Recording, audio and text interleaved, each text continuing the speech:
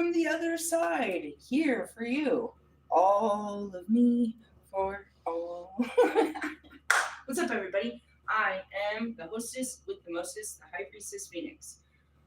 I am your spiritual healer, teacher, shaman, seer, oracle, lightworker, starseed, earth angel, mystic, medium, psychic, witch, yogi, guru, evangelist, North American Civil. I am your messenger, God, the first child of God, the Lilith reincarnated. In order to keep up with me, you had to see what I post on my community page, my latest live video, anything in my shorts. I'm in a lot of subjects right now. Oh, yeah, that's what that was. I forgot what we was looking at. So I just posted in my community page. Somebody popped up on my page. Who? Fucking Draco. Really? Well, if you consider that I'm the chosen one and that's Draco, it sounds kind of funny. When I first met him, I thought it was funny. I always thought it was funny. Anyways, who's that? Well, he was a tarot reader at first. And then when I met him, he was getting introduced to the dark night of the soul. And now apparently he just goes off of downloads. I'm not sure. I hadn't seen him in a long, long time. I was talking to him along the journey. Last time I was talking to him was right before I came back to Colorado. The first time. Really? And I did my camping trip and I did all that.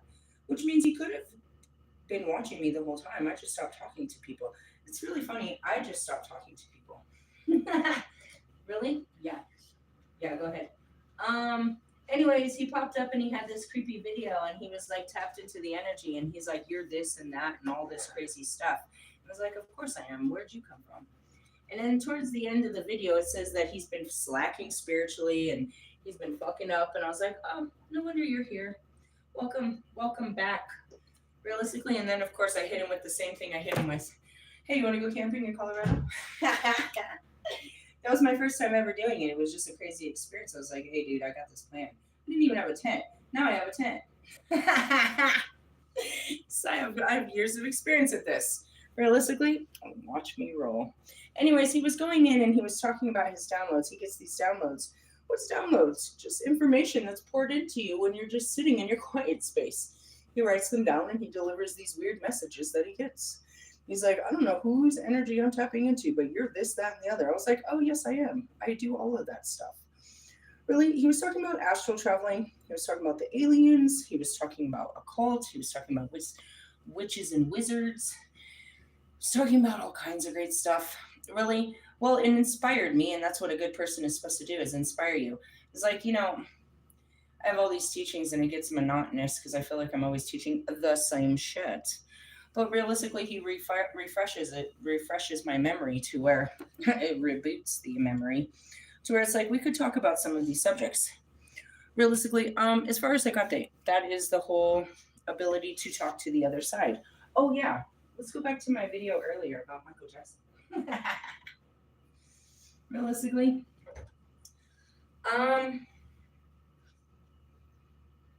in my own life, I had my own child sexual abuse in many areas of my life. I had to heal that and forgive my own abusers. Right? So when you get to a place like that, you don't hold the same animosity as other people. Now, before I even knew that I was abused, because I had locked that in my own memory, I had to deal with my husband's abuse. That shit came out, bro, after Dr. Phil's marriage boot camp, which is an intense therapy session for a whole week.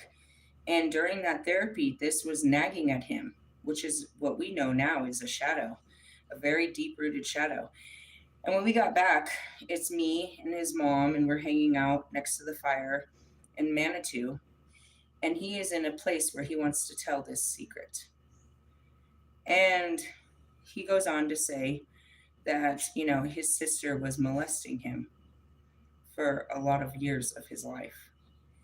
And he tells me first next to the fireplace. I'm like, whoa, I'm not psychologically ready for this. And I grab his mother, not knowing that she never dealt with this. And this isn't the first time she's heard this.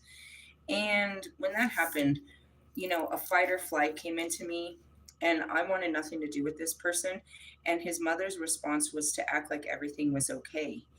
And no matter what happened over the years, they wore me down to where I had to accept her presence, despite what she had done. And I was dealing with the psychological damage of this. I had to learn to have compassion for fucking molestation and abuse before I even realized that I was my own that I had to deal with. I had learned this through other people. So, going back to after watching that video and having taken into careful consideration that he may have most definitely been in what we call now in this age called grooming. It's quite possible. And for me to be forgiving, that goes deeper than you'll ever understand. And then we go back to it. Was he guilty of anything else? What else made him, what else deemed him as a terrible person? And this goes back to that pedophilia and incest and these very, very sensitive subjects is a state of mind. And I have said this since the beginning. Predators of such were victims of such before they became predators. So, my ex husband saw no wrong in being nearly 30 years old sleeping with a 15-year-old little girl. Why? Because his father was 20 when he married Tiffany, who was sleeping with Tiffany, who was about 15.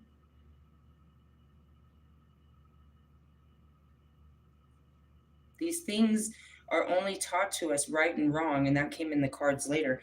We only learn what was wrong later. Kids don't know they're poor until someone tells them. You don't know that you were in a bad situation until you find out from others that this is not a good situation. And it leaves a lot of people confused because it wasn't until later you understood that that wasn't healthy. Something else that I shared right after was this woman is being convicted of murdering her daughter through alcoholism. The daughter died from kind of, I assume, some kind of alcohol poisoning, but when they investigated, they found all kinds of fucking, they said like 173 bottles hidden in her room. That's something that young drinkers do. I've never fully understood it, but drinkers like to keep tokens. They like to keep, it's like serial killers do. They like to keep evidence. I'm not sure why they do it, but they keep their bottles. I'm not sure why, but it's a stage during certain alcoholics' lives where they keep a bunch of their bottles. They keep the empty bottles. I'm not sure if they're ashamed of throwing them away or if they like to look back at their trauma or what the deal is. Do they refill them? No, they just collect these bottles. So she had 173 bottles. And then they started looking as like, where was the purchase of this? It was the parent. I brought this up last week and I went in deeper in my sayings. It's like we grew up in households, and that's what I said about Bobby. I was like, Bobby's an alcoholic because of his parents, bro. And he drinks at home with small children. And they're going to become alcoholics just being around it. He is not the first one. I went over to Amanda Lopez and tried to stop her. She's literally taking care of her adult sister who was born with fetal alcohol syndrome. Each of those women have it. Two of them are absolute fucking drunks. How do I know these girls? Because they were my first friend's little sisters. Remember the story of San Diego? I met Goofy and Cartoon. Goofy and Cartoon's little sisters were Amanda and Melissa. They were my brother's sister, my brother's friend. I was the only girl, and I know it was because I was a white girl, that their grandparents let in that house. I knew that family well. So when my brother was staying in Ponca City, Oklahoma, he got that hookup through them. They had moved from California and lived there, and I went there, and they were just luscious, and it was terrible, and it was sad. It's like I watched your mom, bro, in the Momo all day, wasted, dude, walking down University, and now to see you grown ass women like this, it's terrible. So one day I reached out to her and I told her she needed to stop this. I have the messages. She's like, bitch, I'll beat your ass. I'll beat you with a bottle. She was like refusing to see that alcohol. She needed to stop this. And she has all these TikToks and videos of her getting drunk and her daughter there, and she's only getting older and older. And with her sick sister that's stuck in the house with it, who's literally sick because of alcohol. It's very touchy subjects for me, guys. And that's why I was like, I can't be your fucking, I can't be your Superman on this one. This one makes me weak. Really? Yeah. And it's the truth. You know what I mean? We can blame our parents. And then what it really is you're trying to cover up for them, is what you're really trying to do. And this is a perfect example, you know? In Colorado, that's really the thing. It wasn't just my house. And that's how these kids, these white kids, are doing these school shootings, dude, because they have upper class families that, you know what I mean, have access to guns for hunting and all kinds of crazy shit like that, dude. They would leave them alone during the weekends. I'm telling you, dude, if I could pull up the stories of my teenage years before I even left Colorado. Really? Yeah. And so it goes back to that. It's like, you know, they always had full liquor cabinets and would be gone for the weekends, and kids would get into shit like that. And that's what created it. It started at such a young age. And I look back at my son, who's very mental, bro. And I have to take a lot into consideration. First, his fucked up childhood, how he had an absent mother. He grew up in the streets and he was introduced to drugs and alcohol way too young. His brain put on way too much. And that goes back to myself, dude. I was given, and that goes back to Marshall's stories. They were giving us drugs and alcohol. They thought we were their friends or something. Your kids are not your fucking friends, bro. You don't want to turn them out. And a lot of it is, dude, is we grew up in unhealthy lifestyles, dude. And I'm telling you, every one of my cousins and aunts and uncles, bro, Aunt Pat went straight edge. She became one of those super Christians and went all straight edge against everybody. So it's kind of funny. I would turn around and do something similar. Realistically, speaking of the devil, I know her birthday's coming up.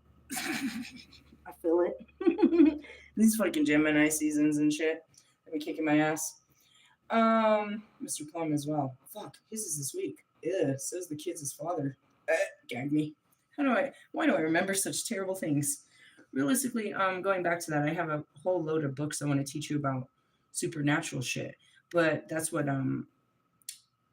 Draco also brought up is, you know, we do reprogramming of the brain. That's the intense work I do here. What I specialize in, I could teach you everything else.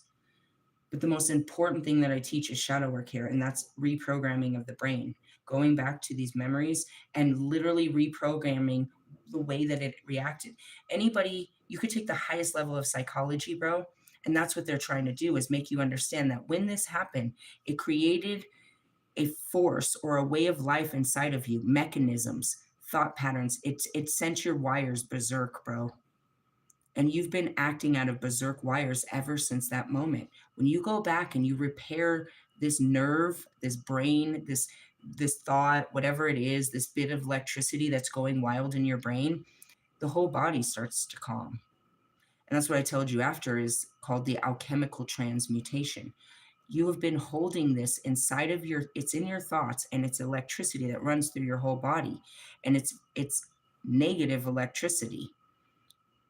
It's electricity, nevertheless, and that's where you start getting all these health issues. This shit has been running through your blood. Your blood has been boiling about this for so long, dude, that you're having literal blood issues. So when we go back and we repair the brain, and that's that alien shit, bro. How do we repair the brain from outside?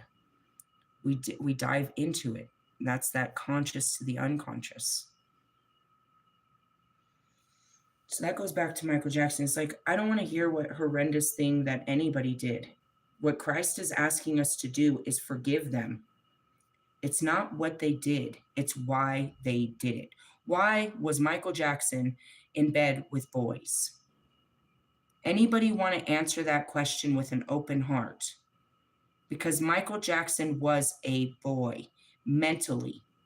He was never a man according to his age.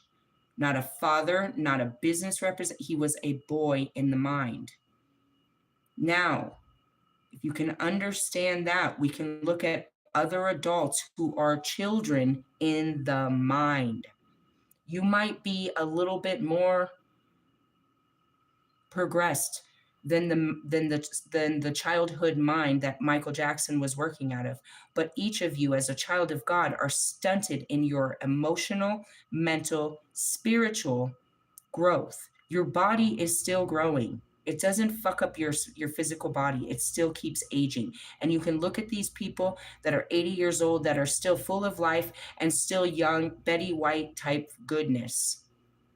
But then you can look at a 20-year-old that life has eaten up their fucking teeth. They look like they're literally walking fucking zombies because they're trying to put their mind out every day by drugs and alcohol for whatever happened to them in their teen years or in their childhood years. And we see it in 20-year-olds, we see it in 30, 40, and they usually die by 50, 60 because they've spent all their life trying to suffocate these thoughts and these feelings.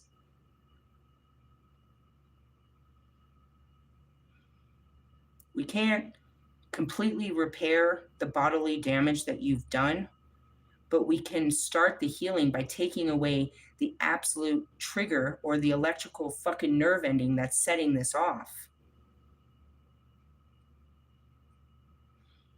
I can't buy you time, but we can at least start enjoying time before the end of time. Doing this doesn't buy you more time. It makes life worth it again because you have not been able to experience life according to these programmings, which is living in survival mode or your protective mechanisms, your walls, your boundaries, your limitations, your judgments, or your you know what I mean? All of that. Why do each of us stay isolated from experiences? Because of our experiences. We're shut down because of something that happened before. If we go back to what happened, we can open up again in all areas of our lives. You don't realize how one thing shut down so many areas of your life. Really? Yeah. So I wanted to cover that. That's what we specialize weekly, but we're going to do something a little extra here, something I don't typically do. How do you do all this? Well, first off, after you clear the mind, that's the biggest one. So he gets downloads, right? So he gets visions, and he talked about the clair senses. All right, so psychic abilities. What are your clair senses? After you open up your thoughts and your feelings, now you're in your divine feminine. From the divine feminine, all occult teachings. Why? Because they were everything, the magician, the witch, the sorcerer, the wizard, if there was such a thing, all these people, the alchemists, everything that they do that's supernatural is done with the thoughts and feelings inside of them. And that's why they were considered evil. Jesus didn't carry a magical tool. He spoke it and it happened. Same with me. I just want to point out, I was like, are you bringing a black guy? Here comes fucking, I wouldn't be surprised if Draco isn't an Aquarius. Realistically, I don't know, but that's how it is. I spoke it and here he is. And that validates Steve's love tarot. Hey, there's some guy coming in that you didn't see coming. No, I didn't see him coming. You want to come hang out? Really? Seriously, he's totally platonic, but at the same time, and that's it, it's like, oh, and that's what I said about Wolfman. I was like, you're not the only one. I could easily take fucking Draco and go initiate him. He at least gets downloads. He has time to sit there and meditate and get feelings, and he does read tarot quite well. He's like, I love tarot. Realistically, I got him started on it. I think what happened is you came in and I stopped looking at him. I was like, look. Because he started to say the same things. He was like, I'm looking for a girl that has these qualities because I was manifesting it. And then you came. And then, I don't know, did you get one? Did your manifestations come true? No, you didn't. You went back to your baby mama. I remember. You was in a hotel and some more shit. You went back to her, didn't you? Everybody goes back to to try again. You gonna try again? We all pattern. Welcome back. Welcome back. Really? Yeah, welcome back. Moving on, psychic abilities. So, becoming a psychic. Chapter 6. He's like, and the frequency is 6. Let me tell you what that means to me. Your psychic shield. A psychic shield is the same as your psychic projection. How does this work? When you get out of your thoughts, bro, and that's something that nobody wants to admit to this, you have to get out of your mind. These are unconscious workings, which means you're out of the conscious constructs of your mind. How do you do that? You work through your thoughts. You clear them away every day. You clear the noise. meaning you take the time to think about what you're hearing in there. It's very time consuming, but when you start going through it, it doesn't repeat it.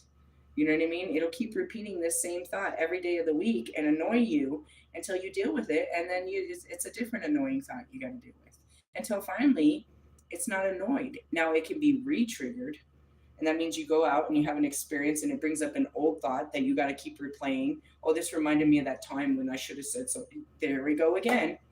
And that becomes the alchemy of negativity.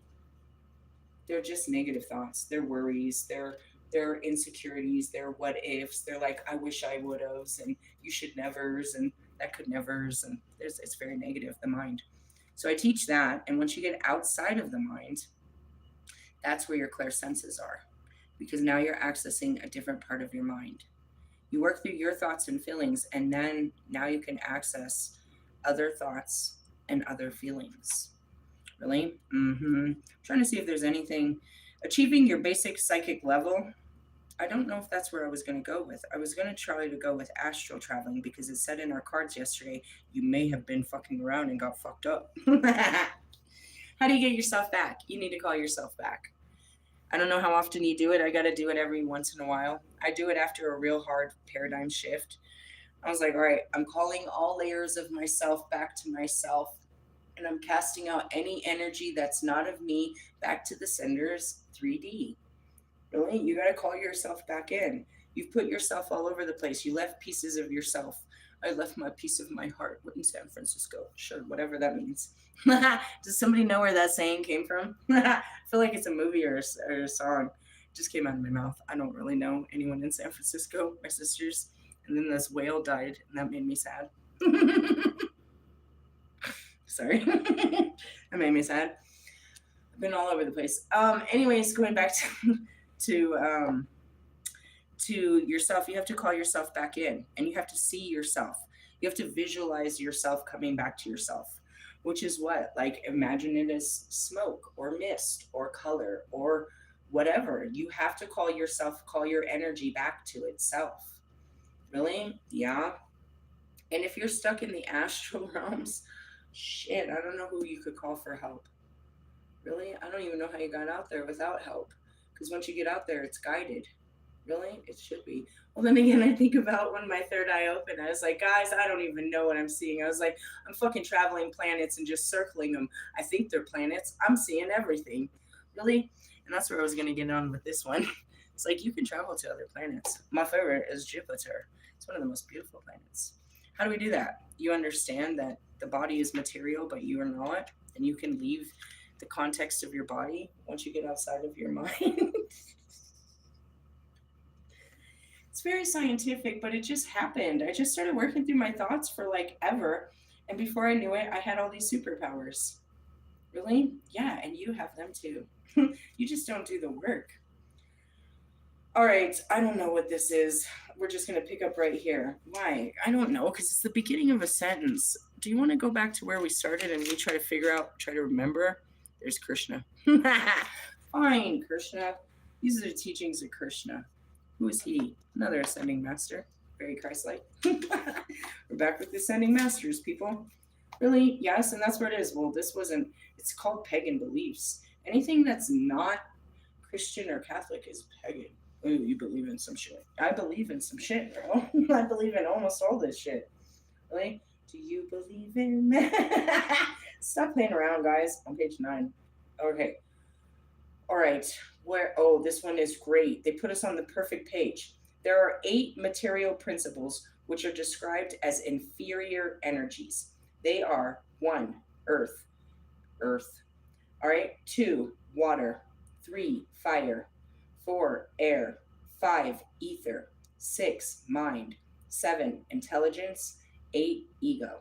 Apart from these is a living force or anti-material principle, which is described as the superior energy, which is what? The soul. That's me. There's the earth. And okay, so what does that mean? There's my physical body, right? That would be the earth, my physical body. There's the water that runs through it, which is my emotions, my willpower, my thoughts, the ether, and the mind. Okay, we have never broken into the ether. I've never really explained the ether. I'm still stuck in the astrals with you guys. I'm not going to speak on the ether, but somebody write that down. We need to do a teaching on the ether. Really, it's the essence of your being. What do you mean by essence? Essence? Because your astral body. Okay, no, not today. Moving on. Not today. Not today. I'm not breaking my body apart for you. Apart from these living forces, yeah, these are called energies because they are wielded and controlled by the supreme living being. That's called the chariot. That's the chariot card. So you are the body, or you have a body, and within it is all of this. You have to, you are separate from it, but you should be in control of it. Now, prior to your awakening, your higher self is sending information, but what you're doing during this process is embodying your higher self by breaking through your lower vibrations, which is your fears and your limitations and changing yourself. Basically, the whole way that this works is through your heart. Your heart's calling you every fucking Friday, and a small one on Wednesday. Did we cry today? It's never too late. Um, it's calling you to make a change. Here comes Michael Jackson. For once in your life, change the way you think. Here comes Pac. Change the way you eat. Change the way you live. We have to change as a world. That's what Pac said. Really little changes. Here comes Kobe. Make big make big successes. It's little steps. And here comes Nipsey. The marathon continues. These are all their words. This is how it works. And it happens over a week. You train for this and you get ready, and God calls you, your heart.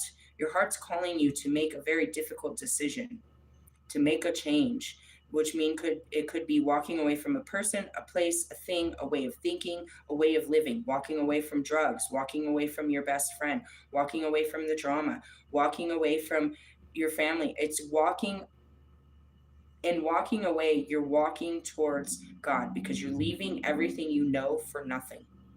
And that's where God is in the nothing, because you know that this is the right thing to do, and you are making terrifying steps to do the right thing, to honor your heart. Every time you do that, it breaks your ego, and your heart expands, which is your spirit grows stronger, until the point where your spirit now lives within the body, and it can fight the mind now. The mind has gone to rest, and now you're all spirit. And that's where your higher self is now intact into your body. Really? Until then, your spirit is in the ether. It's part of you, but it's not the leading part. It's an essence. Your spirit is just an essence of you. And that's where I look at some of my, my twin flames. Where's your spirit, bro? Where's your spirit? You're all ego. You're all flesh. You're all bones. You're all pride. You're all vanity. Where's your spirit? What is it? The goodness. Where's the goodness in you? Really? Mm-hmm. All right. For a long time, the materialist was limited within the boundaries of the 8 material principles mentioned above. Now it is encouraging to see that he has a little preliminary information of the anti-material principle and the anti-material universe. Okay, what is that? The layers of, and that's what he said. You can travel through time and through all of that. Yep. It's not like you have to leave the body to do it. And that's why I was making jokes. I was like, oh, you're going to sit me in a jail cell? You're going to sit me still and think you're punishing me? That's all I do is sit still. And through that, I can access the multiverses of information. Realistically, I can sit there and do it all day. God tells me to stop and come do my dishes and wash my ass. I'll do that shit for the rest of my life. Realistically, your world is, I can't even describe the word without it sounding negative. Realistically, that's what that is. We hope that with the progress of time, the materialists will be able to estimate the value of anti-material world in which there is no trace of the material principle. Of this, of course, the very word anti-material indicates the principle is not, or is in opposition to all material qualities. There are, of course, the mental speculators who comment upon the anti-material principle. This, I'm seeing Metatron. What is he trying to tell me? Hold on. He's trying to tell me. Give me a second. He's telling me to pull out his cards, the tarot cards, and find the antimatter card. Okay, Metatron. You talk to angels? Yes, I told you. So did the lady in the last card. She worked with the Enochian angels. I was like, who's your angels, Metatron? Who's she talking to? I talked to the guy in charge. Hold on a second. He said find the antimatter card. Dark matter, dwarf. Really? They talk to me. I don't talk to dead people. They talk to me. It's the death card. Matter and antimatter. Death requires you to let go of an old idea or situation and embrace change. What needs to die from your life? Are you serious? Yeah, bro. It's right there. Death, matter, and antimatter. Give me a second.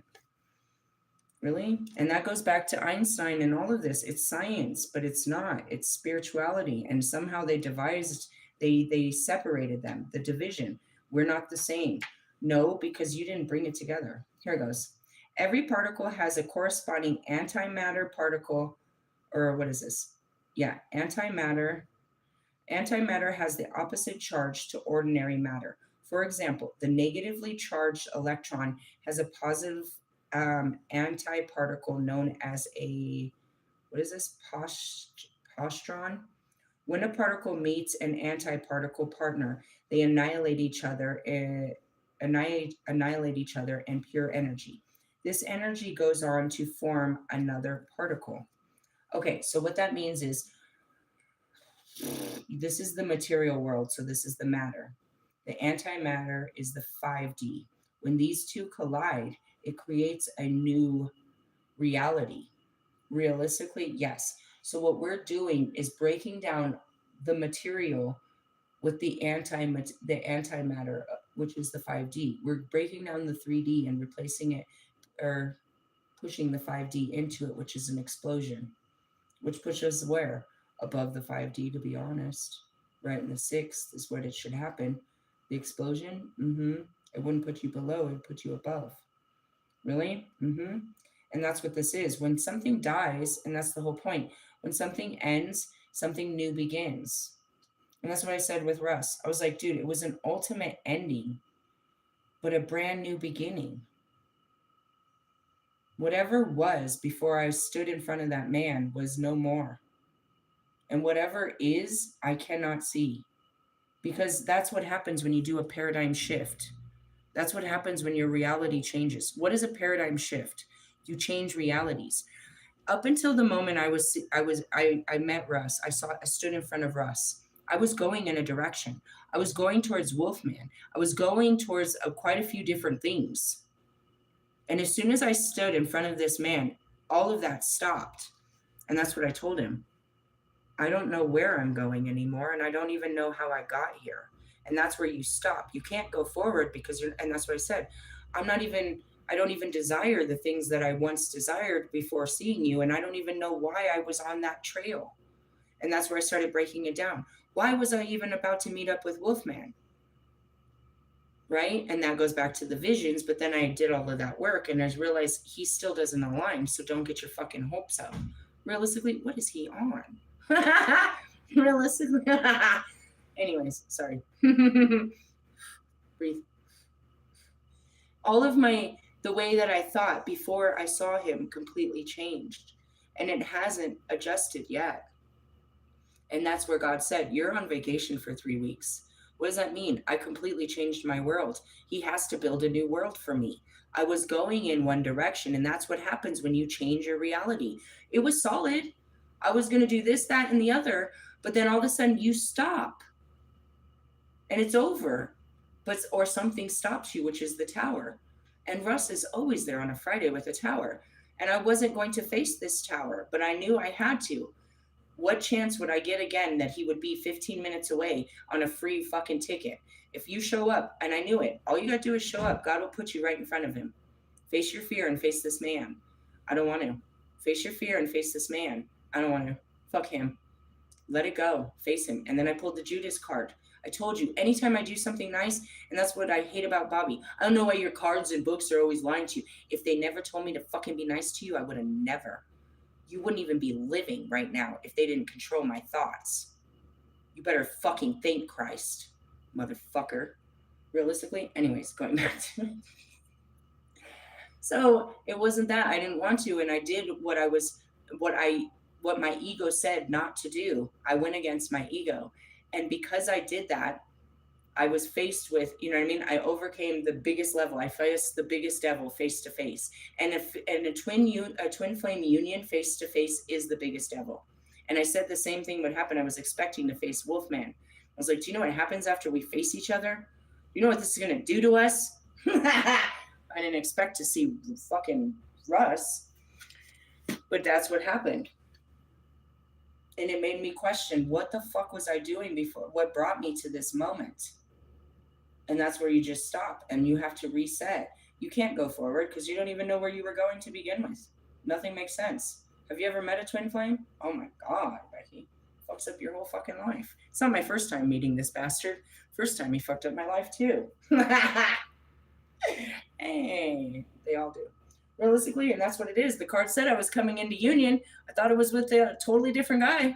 Really? I mean, I didn't really. I kept saying he wasn't coming. Here comes Captain Save-A-Ho. I found it very intriguing he didn't bring his hoe. How much more different would it have been? But he planned this quite well. At some point, he said, "You're not coming with me." Or he said, whatever he said, "I'm doing this one by myself." Oh. Anyways, was it as scary as you thought? Really? I was just a human. But that's what that means, is your whole reality comes crashing down. And that could be something simple like, it's time to quit this job. Enough. Quit the job. Quit the job. Quit the job. I hate this job. Quit it. It's like, fuck, I really should.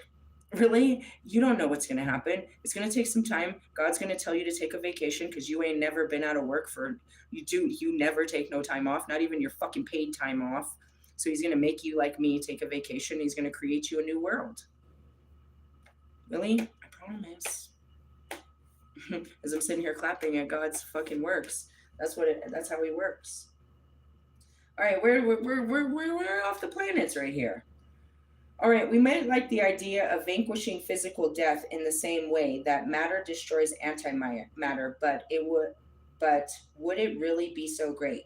Matter and antimatter may annihilate each other, but out of that combustion comes new energy and new forms, and that's what it is. we've been trying to annihilate each other for a long time. What happened? I don't know. An explosion of love. I love you. Move on.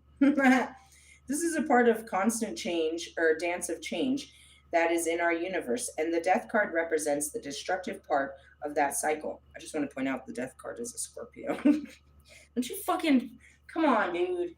Seriously. I'm like, I did everything to get rid of you. Don't you dare.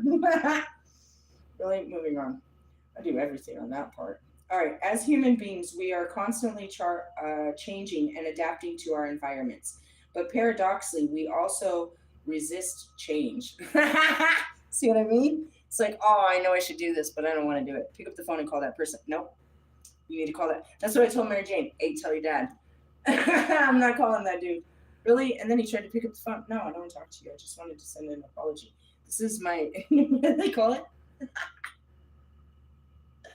Really? Something like that. If God's always telling you to do the right thing, him and that fucking olive branch. Hey, I just want to say I went down, I posted that. My last video, I was like, I just made a bunch of fucking apple cinnamon muffins. Why? I don't know. It sounded good. And then I made them and I didn't even eat them. And I kept trying to get the kid. Well, I just made them before I started that video. And then the video was like, go be community based. I was like, this is one of those 50 things, right? You go give them a cake or some muffins. And so I went down there. I was like, they're not going to want my muffins because I'm a witch. I always say this, dude. And I went down and she was really grateful. She's like, no, we're pagan. And she was a nice woman. She introduced me. There was a bunch of teenagers. She's like, no, these are my friends' kids. They're just helping. This one lives here, and then my son is at the house playing video games while we do all this. I was like, oh, okay. And her daughter is like 19, but she seems very Amelia like. And we were talking about their fuzzy little tails. And I told her where I got Amelia's, and she's like, that's great. And she was grateful for the muffins, and I did the right thing. Again, thank my cards. Thank my cards for me being a good person. I do this. And that's why it's like you can't live like this. It's not a bad way to live.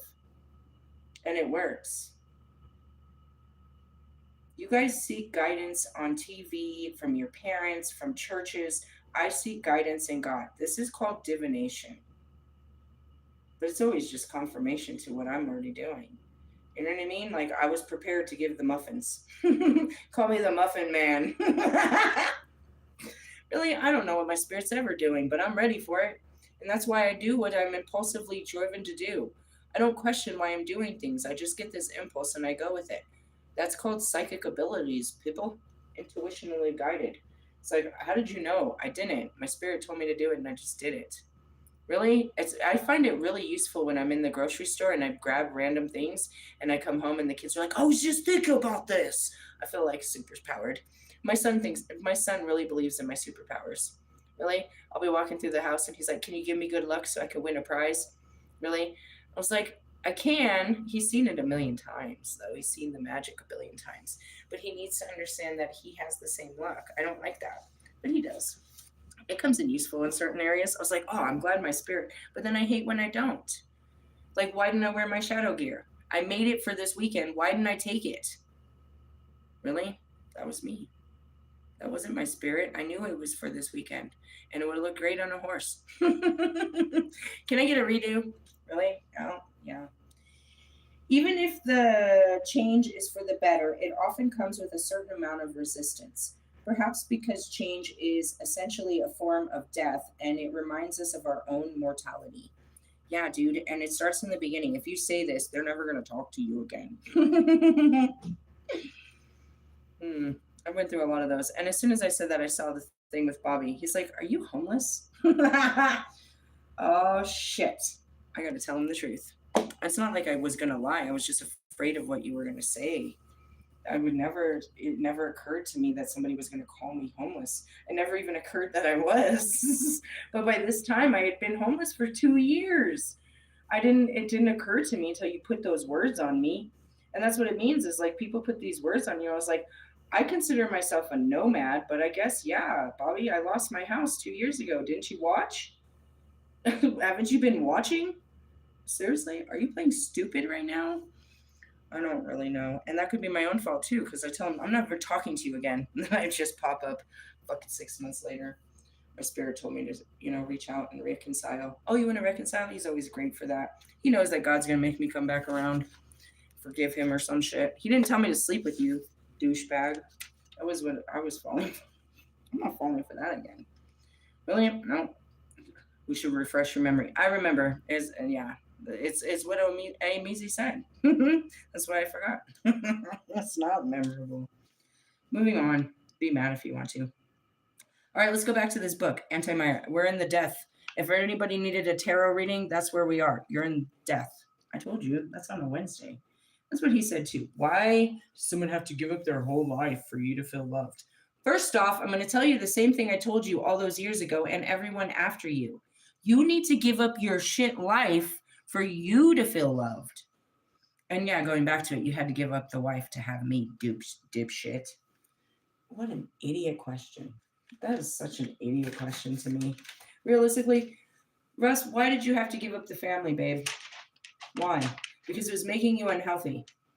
Marshall, why are you going to give up your friends? Because they're unhealthy. Lewis, why do you got to give up your job? Because it's unhealthy. Shall I keep fucking going?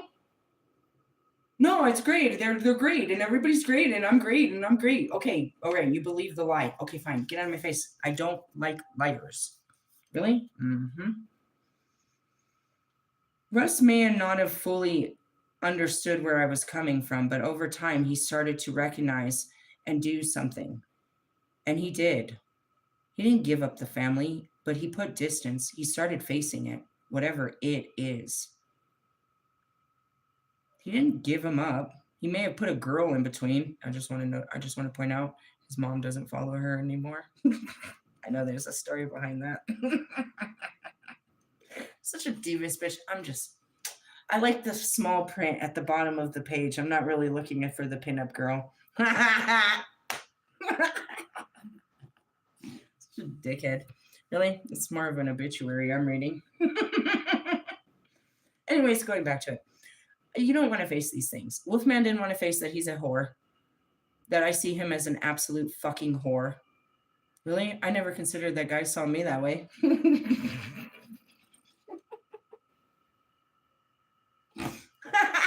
That's kind of oblivious when you were out here talking about blowjobs and shit.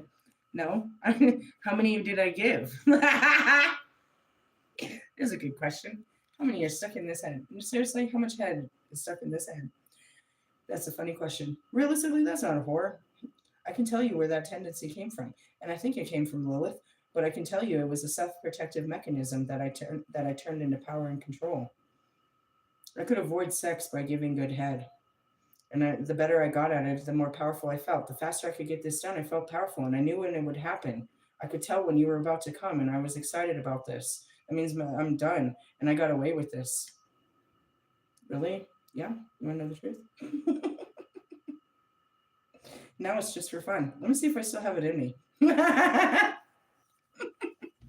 Last time I choked, I just want to say. No, that was that was the first. Never mind. I'm not. There was like 3 of them. Really? I'm not sure. There could have been more.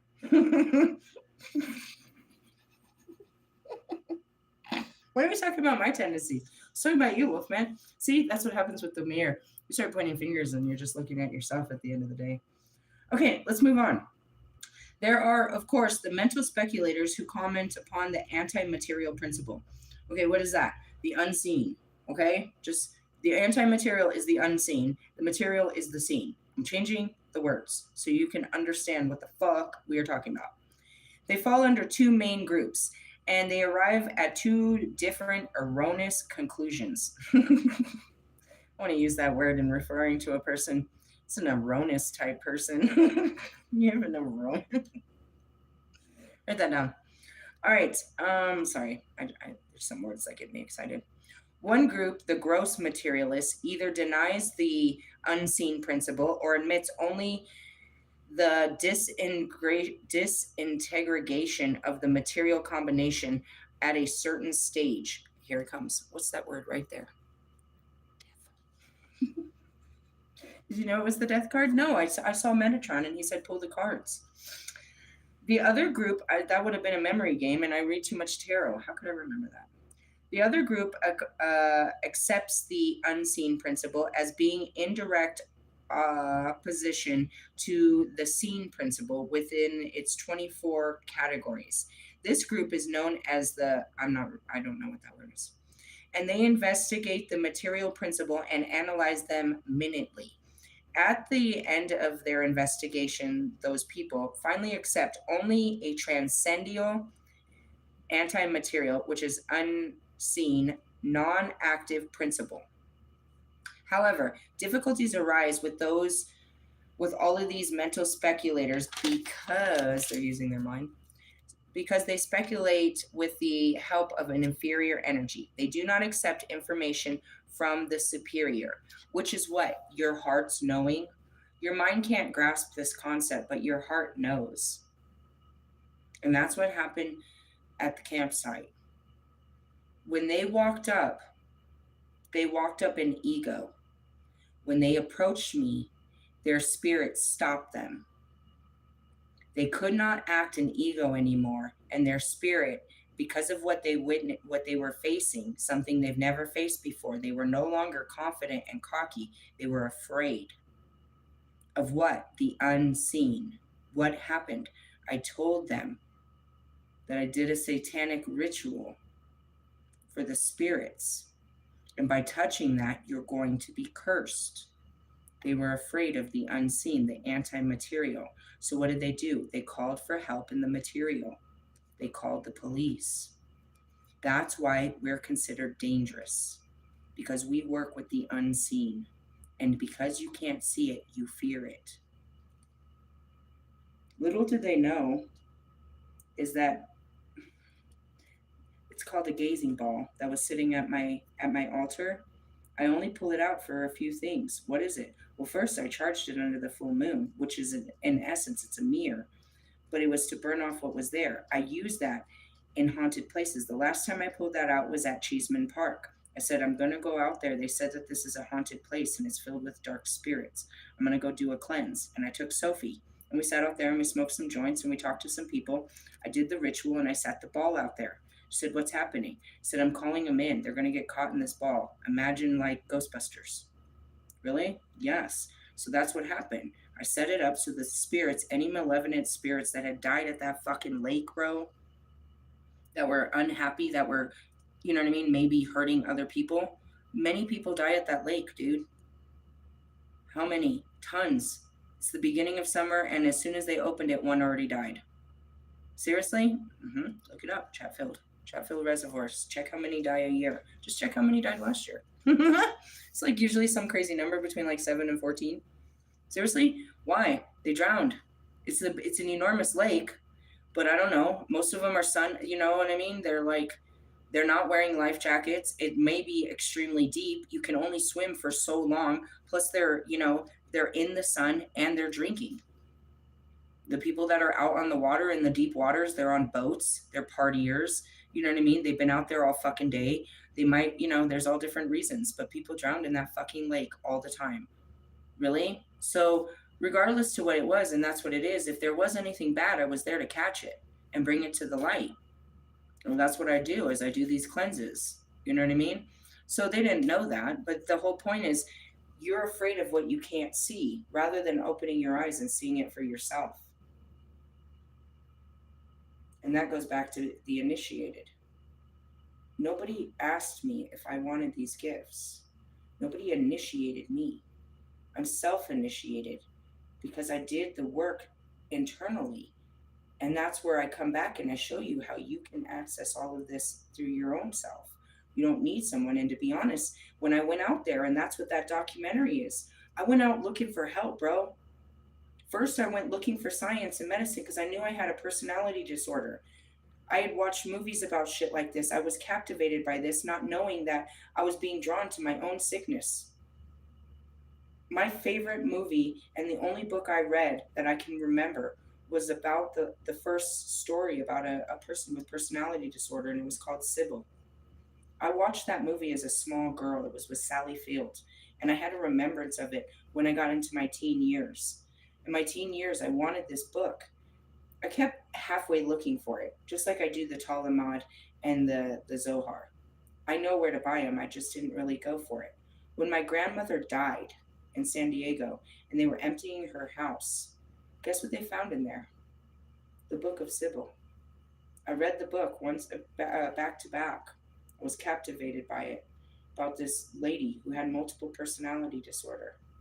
So when I discovered that there was something going on when Bobby came, by the time I went in there, I was sure that I was diagnosed with BPD. But after the years, they had given it a different label. When I walked into the doctors and they said that I had parts therapy, because my mind had never heard this term, it assumed that this doctor didn't know what was wrong with me, and it threw a fit and it tried to drag me. You know what I mean? My personality went running out of the room. I was able to stop it at the door and I'm crying, please help me, help me, I can't control this. He did the best he could, and he told me to get on YouTube and look up internal parts therapy. He showed me how to help myself, and that's all it took. I watched 2 videos of this guy, an introduction, and then I watched him do it with some person on a couch. I turned off the video, I sat down, and I did it by myself. And I learned how to tap into my body parts and use that as a map to get to my thoughts, and how to piece my mind back together. I had 7 different personalities running through me. Okay, now those are apart from the actual buildup of which is your inner child, your inner warrior, and your inner spirit. My inner child had, we can say, split 7 times. Some of them had become my inner warrior, and that's what I called the beast. But that's what had happened to my mind. When I put my mind back together after it was shattered and started closing, you know what I mean, quieting it, which is basically taking it, putting Humpty Dumpty back together. Now I had a solid mind. Well, not solid, but very fragile, and I could work through it. And that's basically what I teach over here. Now, Carl Jung is described in every teaching of dark arts because he taught this scientifically is how to work through the mind. He would sit down with patients and he could do it, and that goes back to Dolores Cannon. She could get them into the unconscious, which is the superior self, and the superior self could talk for the conscious because the conscious wouldn't open.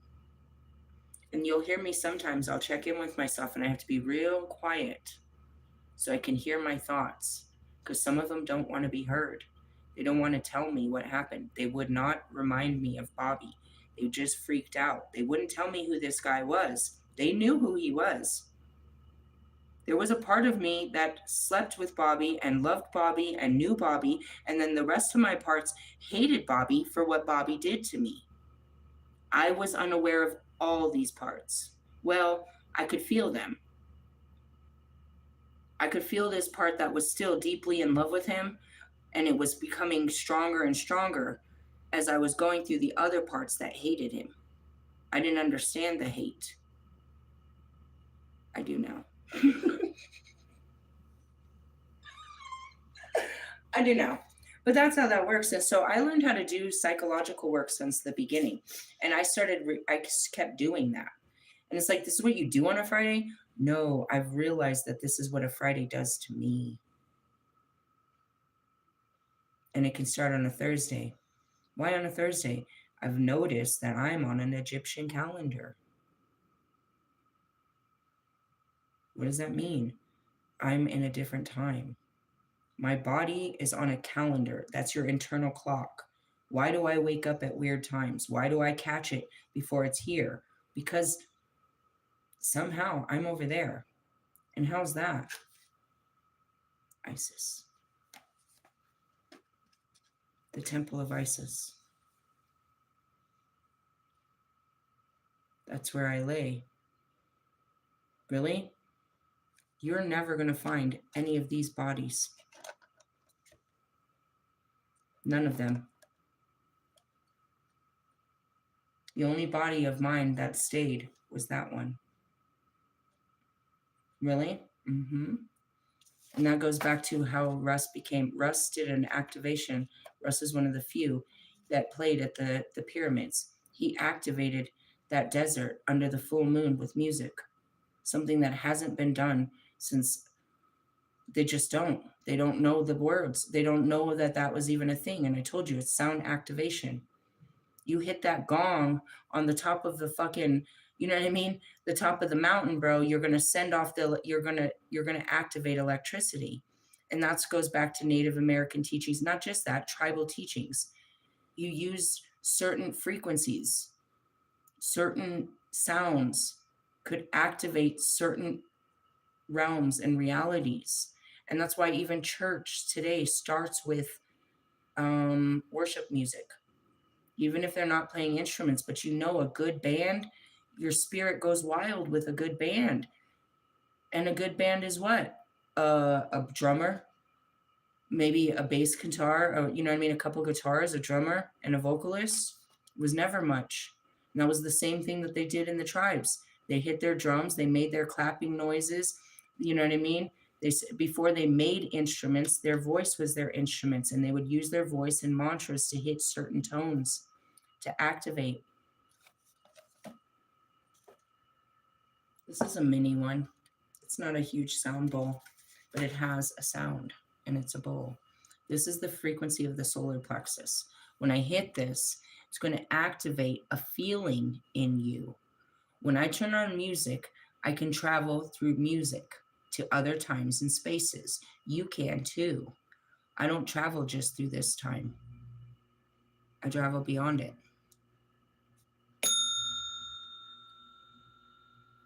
The louder the frequency, the louder the boom. It's like thunder. The longer the thunder runs, the more you intensified it feels. You can sit, and I don't know how close you've ever been to lightning when it strikes. If you've ever been where lightning strikes, it is scary as fuck. But even if you're not that close, thunder, how it rolls, it's like, you know what I mean? The more intense that you hear, the more you're hearing this vibration, dude, the more feelings it's putting inside of you. That's music. Really? Sound therapy. I don't know where the fuck we were talking about this. I'm not sure. I got super lost. Antimatter world. Oh yeah, we're on this side now. From the platform of the material world, one cannot estimate the real position of the unseen world, but the Supreme Lord, who is the controller of both the material and or we'll say the seen and the unseen energies, descend out of his causeless mercy and gives us complete information of the unseen world. In this way, we can know what the unseen world is. The Supreme Lord and the living entities are both unseen in quality. We are informed. Thus, we can, every time I say unseen, that's the anti material, and every time I say seen, that's the material. Thus, we can have an idea of the Supreme Lord by elaborating study of the living entities. Every living entity is an individual person. Therefore, the supreme living being must also be a supreme person. In the Vedic literatures of the supreme person and a property claimed to be Krishna, the name Krishna indicates, and this is the difference. I have always spelled his name without that. And then my autocorrect changes it. I have always spelt his name like that. Always? Yes. And then they change it. My autocorrect changes it. Indicates the Supreme Lord is only truly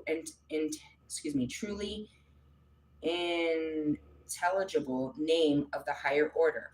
He is the controller of both the seen and the unseen energies, and the very word Krishna signifies that he is the supreme controller.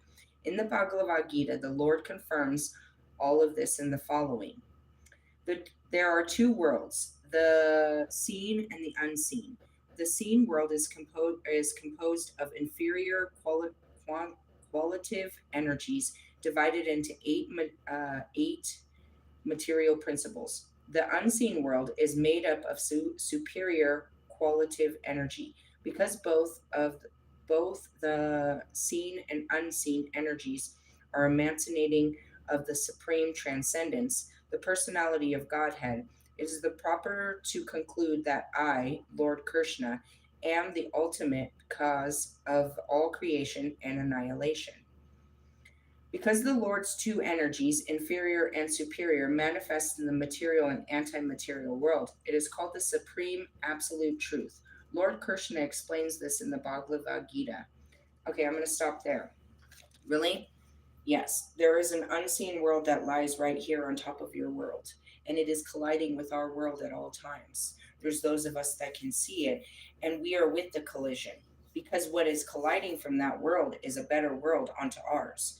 There's those of you that are fearful of this change, the death and rebirth.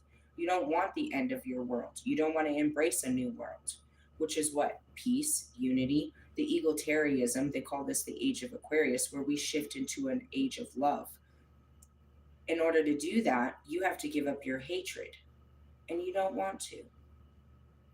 You don't want to give up the low vibrations. Now, as the goddess of hell, and I very much love the way things are down here, I can tell you, I understand. And even when you ascend to the light, you miss your hellish ways. Well, damn, I remember when I used to sit around doing cocaine and fucking around and doing this, that, and the other. Yeah, we don't do that no more. We don't envy a life that we fought to get out of. And we do our best to get other people out of that fight before they die to that lifestyle. Realistically, yes. You're being called to a higher degree of living, and it's coming from your heart. It's calling you to literally destroy your life and make a new one. When I did this, people didn't understand it, but I'm telling you, that's what was happening. I was dealing with my thoughts, and my feelings were strong. My heart was telling me I need to give these things up. My heart's saying, God's telling me. And they didn't like that answer.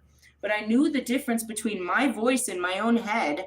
I've been listening to 7 of them since the beginning. I know my voice. This isn't my voice. This isn't me.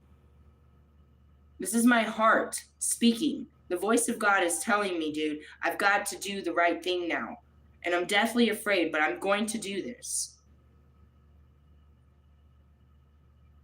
And that goes back to the first calling.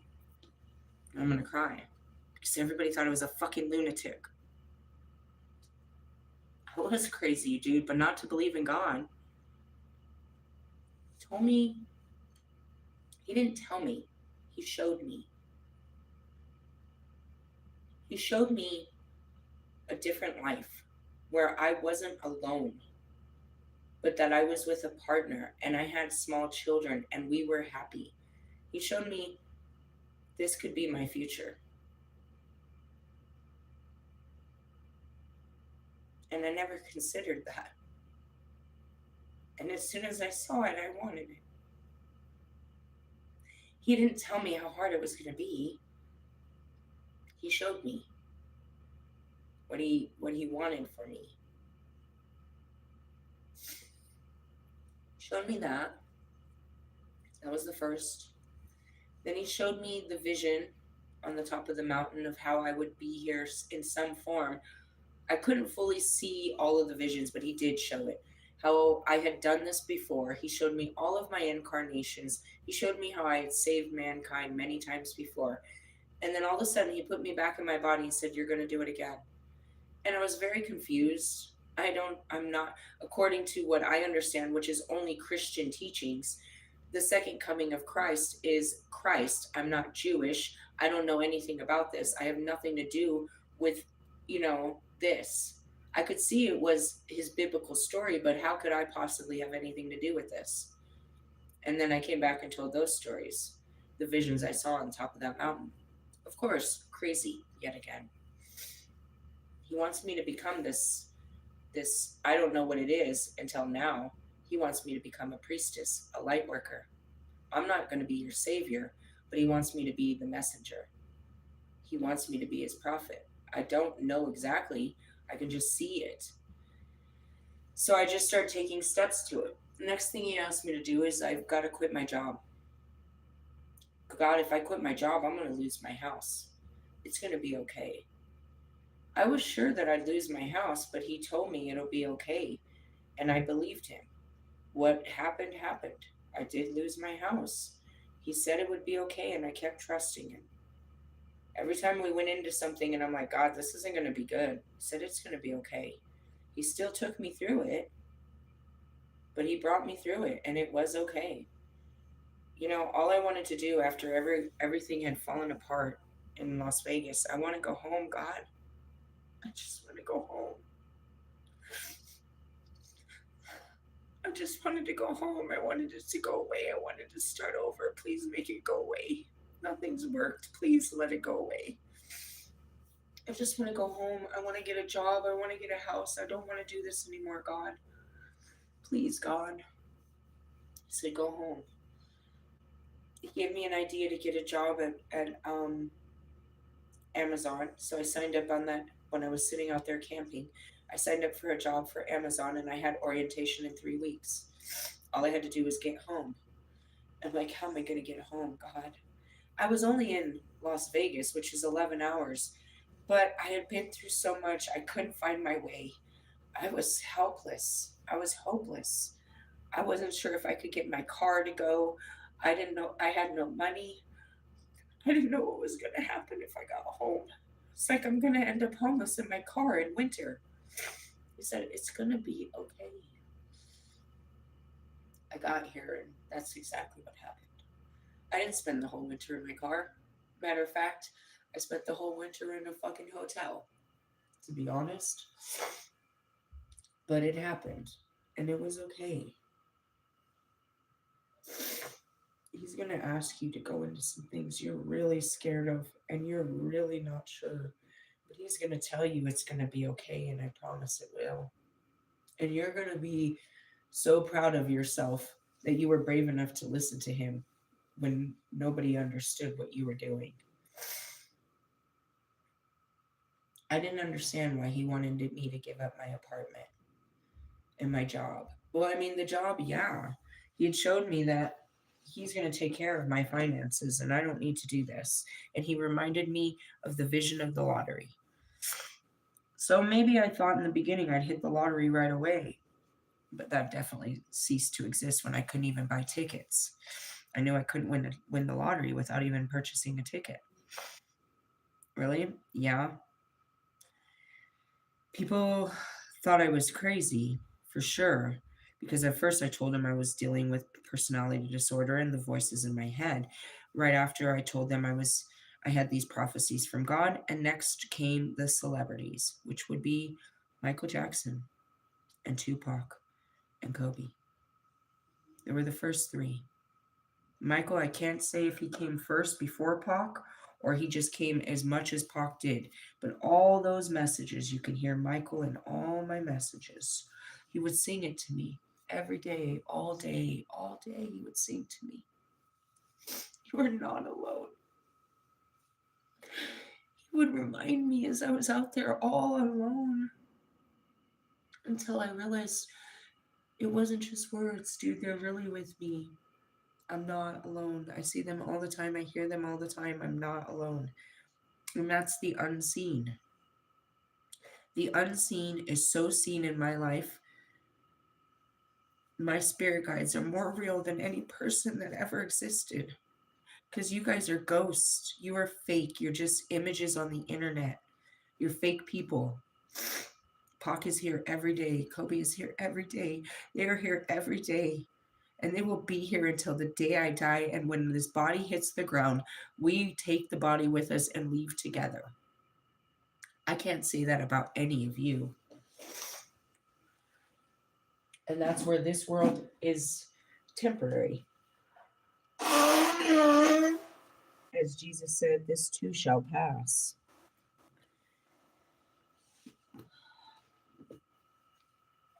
You'll never, it's in his books, it's in all books. You know, Wolfman clown me, but this is the way, bro. The initiation. God's going to take it all from you, whether you want it or not. The question is, are you going to keep going back to it and holding on to it? Or are you going to finally let God do what God's doing? The difference between my story and everybody else's is I heard him asking me to give it up before I gave it up before he took it. And some things I didn't. He had to take out of my hands. Really? He forces me to see it differently. You can't think this way anymore. You can't be mad about this anymore. You can't hold on to this anymore. And it's a fight. I understand that this is the right thing to do. And now the fight happens. The fight of good and evil happens inside of me. Can I get my brain, my ego self, to do what my higher self knows is the right thing to do? That's where it is. And the more you break your ego, which they call as an ego death, the death, transformation, and rebirth happens. We're constantly doing that. We're breaking down our molecular structure, our mental structure to rebuild ourselves in the image of God. And that goes back to it. Everything good in me is God. My ego self is not very kind. It's not very forgiving. It's very hurt and it's very angry at everyone for everything that has ever happened to me. And I'm very compassionate about that. Society says I'm allowed to be evil for the rest of my life and hateful and hurtful because of what has happened. I can get away with this. I can be another statistic of traumatized people that live out a traumatized life. Or, like Michael Jackson says, I can start with the man in the mirror and make a change. Because in the end, nobody really cares about us. We have to care about us. Their words is what kept me going when I didn't know where to go. When I'm stuck in my feelings and my world outside of me is crumbling. Their words were nothing more than fucking the blood that ran through my bones.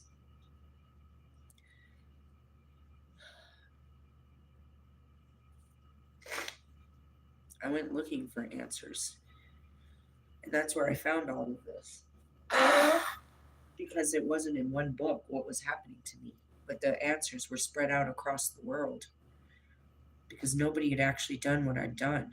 Some people had toyed with this and some people had done this, but nobody had what I had done. And it was something I was just doing with working through my mind. And that's what it is. It's like when science, religion, government, they all come at me. How did you do this? What are you? It's all in the videos. You can't even accuse me of something. You can see the entire transformation from the beginning of when this happened. My videos start January 1st, 2023 on the top of Red Rocks. And they have never stopped. I've been recording this entire transformation of how I was this girl and how I became this person, which is not really a person anymore. What deems me as a person? My physical body. But am I the physical body? And is that all you are too? So then when the body gives out, you're done. You're the end of the soul that God created you, and you go to a place of damnation because you didn't know how to live the righteous life. According to whose teaching? Didn't you do your best? And that wasn't good enough according to man or according to God? And that's where it goes back to they hate your connection to God. We're all connected. Wait till you reconnect and you won't get off your heart. Really? Yeah. I think I'll stop there. I was gonna try to teach you all kinds of crazy shit. Definitely not the ether. We were gonna go into psychic ability, the clear senses, and astral traveling. I knew there would be something crazy cool in this book. Where are we at? Preparations and magical circles? Yeah. Natal astrology. That's what we were talking about earlier. I went on a bit of a tangent about what it means to be a Sagittarius. Naturally, I would know most about my own self because I spend all my time working on myself. If I was to bring up my natal chart, I could explain all of it quite simplistically, but I don't feel like sharing that. And that's where this is understanding what you're made of and working with that. The shadow is as Carl Jung says, shadows are just parts of us that we've rejected because we believe society would reject. If they knew about this, they wouldn't love me. So it's a part of you that goes unloved by yourself and by others. And when this part comes out to play, it typically is rejected by society because you haven't introduced it. Really? Mm-hmm. It's like, oh my god, I didn't know they acted like that. Yeah, put a couple of shots in them, they act like that every time. Once they lose control, they really lose control. Something like that, but you're like, oh my god, I'm so mortified. I can't believe I did that. I can't believe I did that. What? You let yourself be free with it, with untamed and free, and you're ashamed of what you did? If somebody wasn't making you feel bad and maybe your age or circumstances didn't have anything to do with it, would you be ashamed? And as I'm seeing this, God, why are you coming up again? Sorry, I'm being hateful. Oh God. I'm seeing the situation with Bobby. It's like, oh dude, you had a whole affair with a fucking married man. Yeah, that's the condemnation of what that looks like. That's exactly what it said on the outside. I think you might want to read the story a little bit deeper. That's not what I was doing. That's how you perceive it. Really? That's just your judgment on what was happening between me and that man. Realistically, if you take away the fact that he was married, and was that my sin or his? When the whole time I was trying to run from this married man because I deemed it wrong. So who are you casting judgment on? And what were we doing? Making love. So now the act of love becomes what? A sinful act. And it was the second I did it. What have I done? I didn't understand.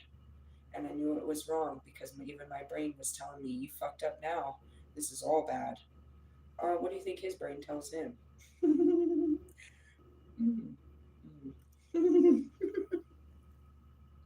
Don't tell me what your brain's telling you.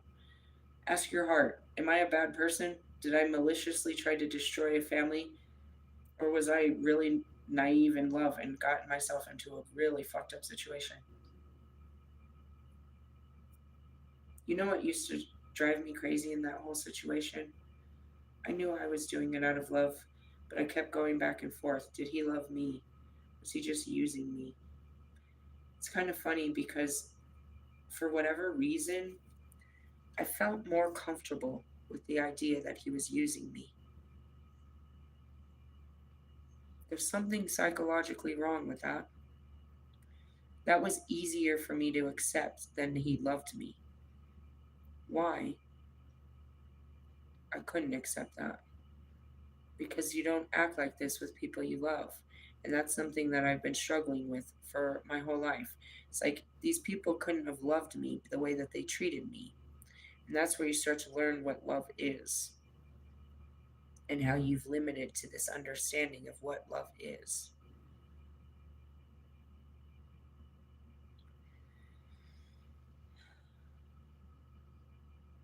Really? Yeah. It's a good thing to end on.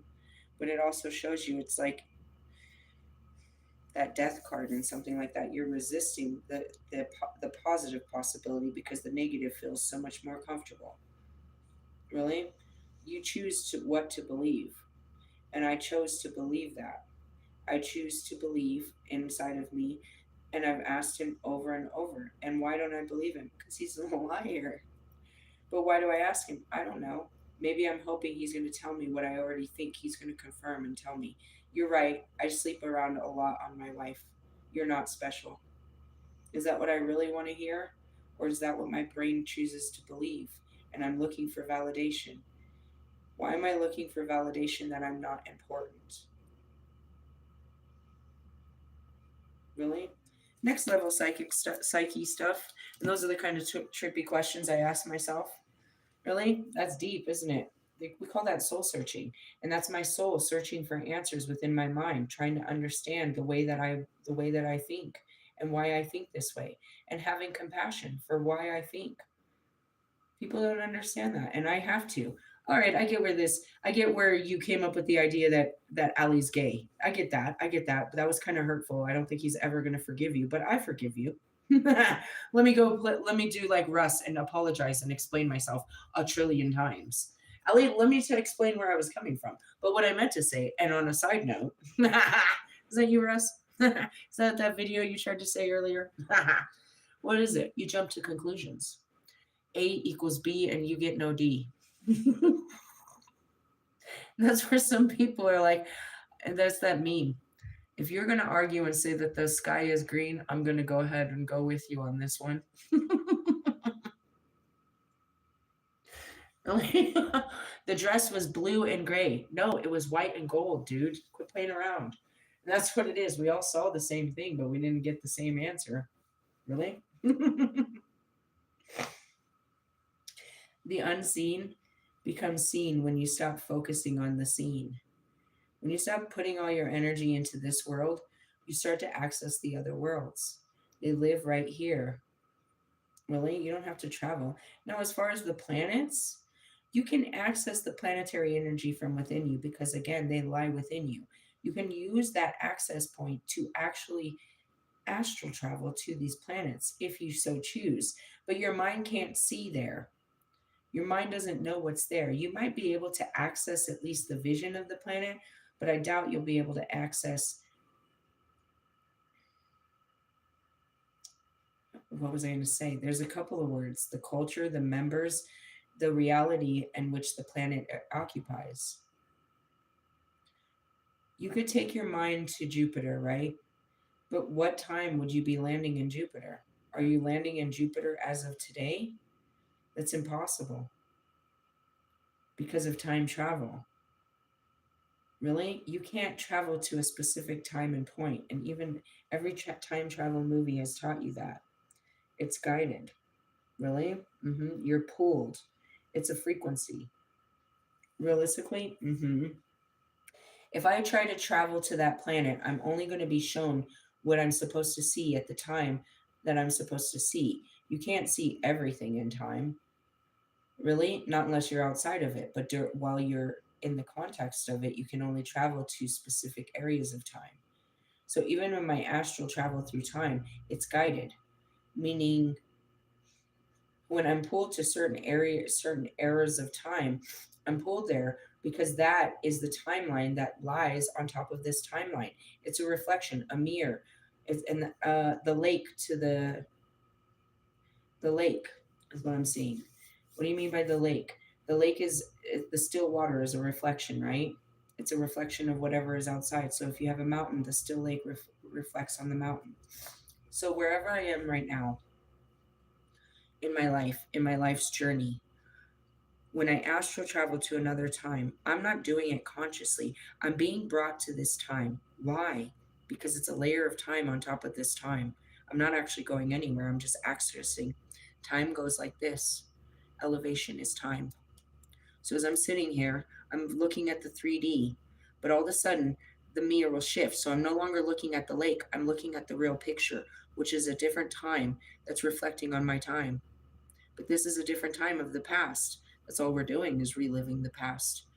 I have to see the reflection in the mirror, and that's pattern recognition. This is where I was in an old life, and it's playing out right here on this life. Again, time is layered. So you have all these timelines that spill onto our world. The unseen creates the seen. So again, creatives, we have a vision from up here and we bring it here. I have an idea. We got the idea from the unseen and we make it seen. I teach you how to always be here and bring it here, which is what? To travel the tree of life. Your first destination is the moon. Hello, hi, I'm the goddess of the moon. I am the Lilith, the serpent that guards the tree of life. You must go through me to enter into God's kingdom, which is what? Face truth and justice. The mirror. You have to be able to speak your truth from your heart. You have to access these ones in order to access God's kingdom. So again, here's my reality, the 3D. This is the 4D, which is what? Your thoughts and feelings. That's where your intuition comes from. That's where the spirit guides are. As you start working with your thoughts and your feelings, you'll start taking this information, and if you flip it around, and that's where I see it. It's drawn as a map like this, but if you flip it around, here it is again. Look at the map, it's just upside down. So here's your information from God. It comes to where? Your third eye. Once you start speaking it and putting your heart into it, now you're going to God. They call it the ascend. They say you got to go up, but I see it as going down. The further you go down into yourself, the higher you get to God. And that's why they couldn't fully describe it. But again, Jewish mysticism has all this information. How many of these Jewish mystics are as powerful as me? I just want to point out, Wolfman said he was going to get this shit tattooed on his back, and Pac made such fun of him. He said he called it a bumper sticker to show off to the homies. Really? That's my Pac. And that goes back to what I shared. Was it this morning or yesterday? It was just Pac laughing. It was like 3 minutes of Pac laughing. It's like, that's all we ever do. That's all we ever do. It's so bad. We've been in my car laughing, dude. We laugh at everybody and everything, and nothing harder than Russ. Oh, and that's what they were making fun of in the car. They're like, did you say little Jeffy Dahmer? I call him Jeffy. Why do you call him Jeffrey? Because nobody's afraid of a Jeffrey. Little Jeffy Dahmer wanted a boyfriend. I feel it. He just wanted someone to love. He wanted to grab a dick. He wanted a man to hold tight. I feel that, Jeffrey Dahmer. I feel like I want to drill a hole in this guy's head. I am the goddess of hell. I'm all forgiving. Really? I'm the mother of hell. I mothered the demons. I mothered the sinners. Why do you think God brought me, bro? So I can love you back to him. Really? Yes? Otherwise you could just sit here fucking suffering with the rest of these bastards. I don't care. He says he's gonna kill all of you. I'm trying to get you out of here. I made this stupid promise a long time ago that I was gonna get all of you out of here. I don't know. The book says 144. I'm not really sure. Going for gold, dude. I'm trying to grab all the kiddos and get them out of hell. I'm not sure. Is anybody coming with me? Is anybody catching this shit? Really? Hecate gives me the ability to speak to the other side. Morgan is my Irish side. That was my last incarnation. Lilith is my first. Going back to Krishna and Vishnu, I was created with them. Really? Yeah, I'm the Kali. I am the Kali, which is another part of the God Supreme Head. It was just the feminine. Really? The feminine warrior of God. That's all I ever am. The feminine warrior of God. The feminine warrior of God. Oh, and then there's my demon. I always keep that guy. Realistically, in some senses, you could think that that was Puck. He is my avenging angel, and he has all authority given to him by God to execute. He punched Russ in the face once when he was sleeping. Really? Yeah. He didn't approve of what you were doing to me either. He hated Russ. Really? No, he was. I don't think he really hated you. He was just more on my side. None of them had anything to do with it. And then this morning, again, Matt came in, and I was like, "Well, yeah, Matt likes Russ. A lot of people do." I was like, God loves you more than he loves me. I was sure of it the way that God kept pushing his love out of me. And I realized it was Lucifer. I was like, you're using me to get to this angel, aren't you?